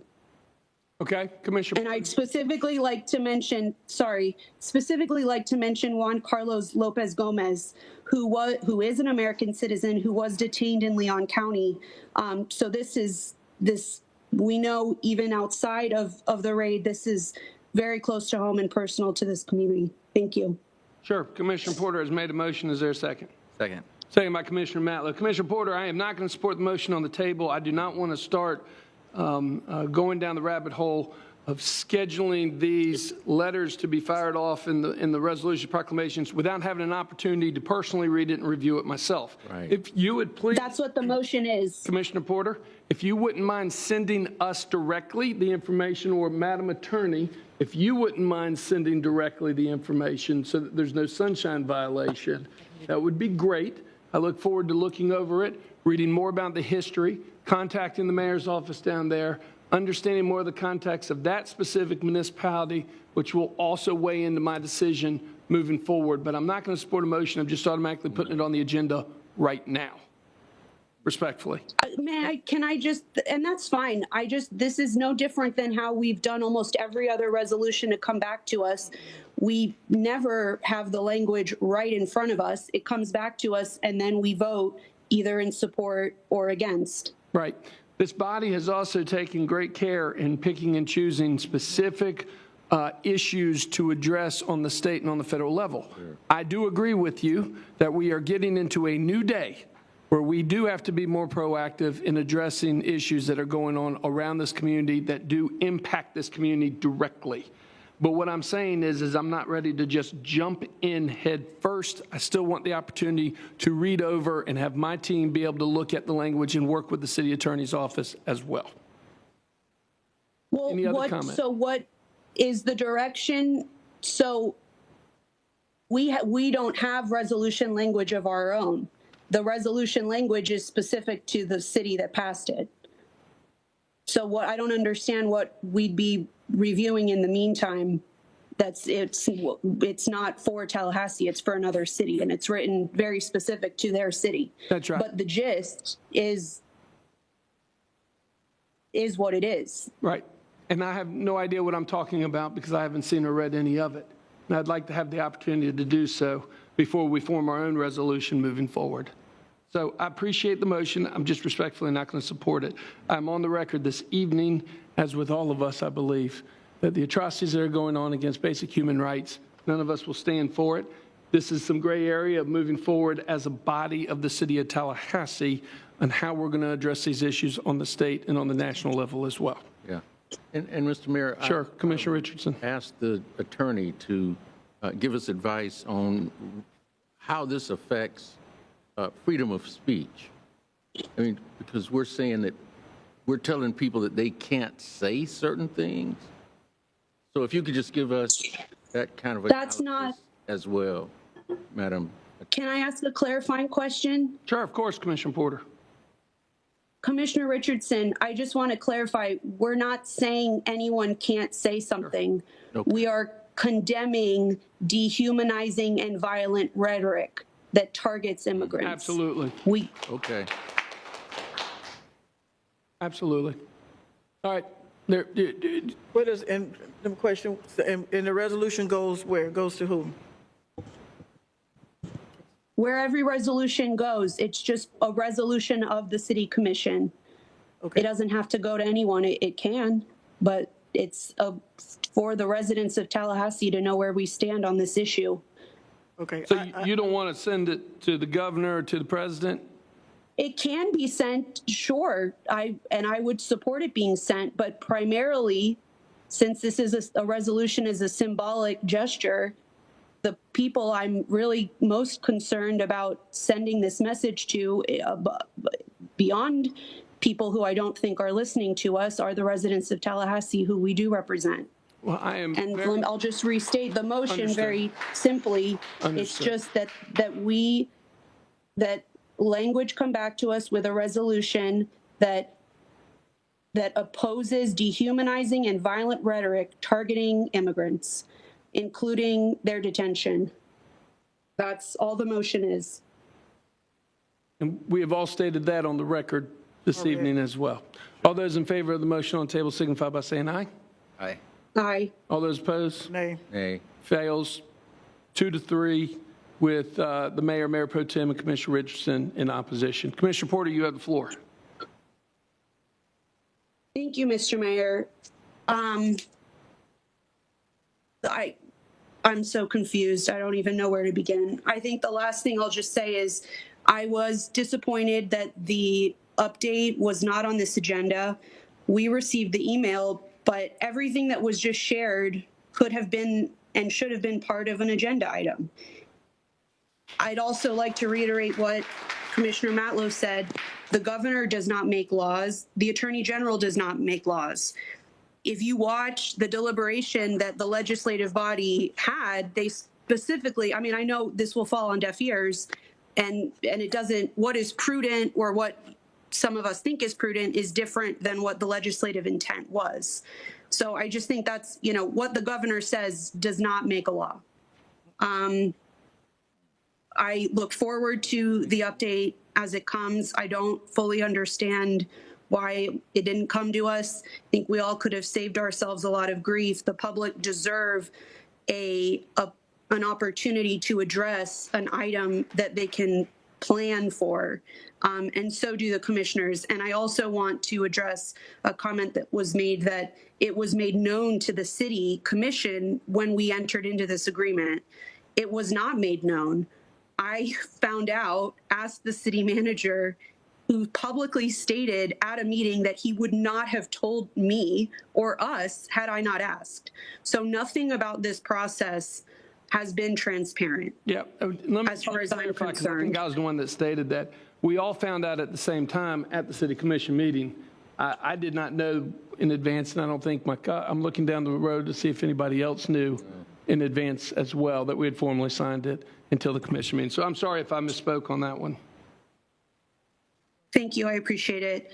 And I'll just reiterate the request of Commissioner Matlow that we see what we can do about the KCCI crosswalks. We know that those have been successful in slowing people down, in protecting pedestrians, our kids who are going to schools. And it's just beyond me why the governor that the state would get involved and tell us we have to remove them. I think we're in a very, very dark place right now in our country and our state.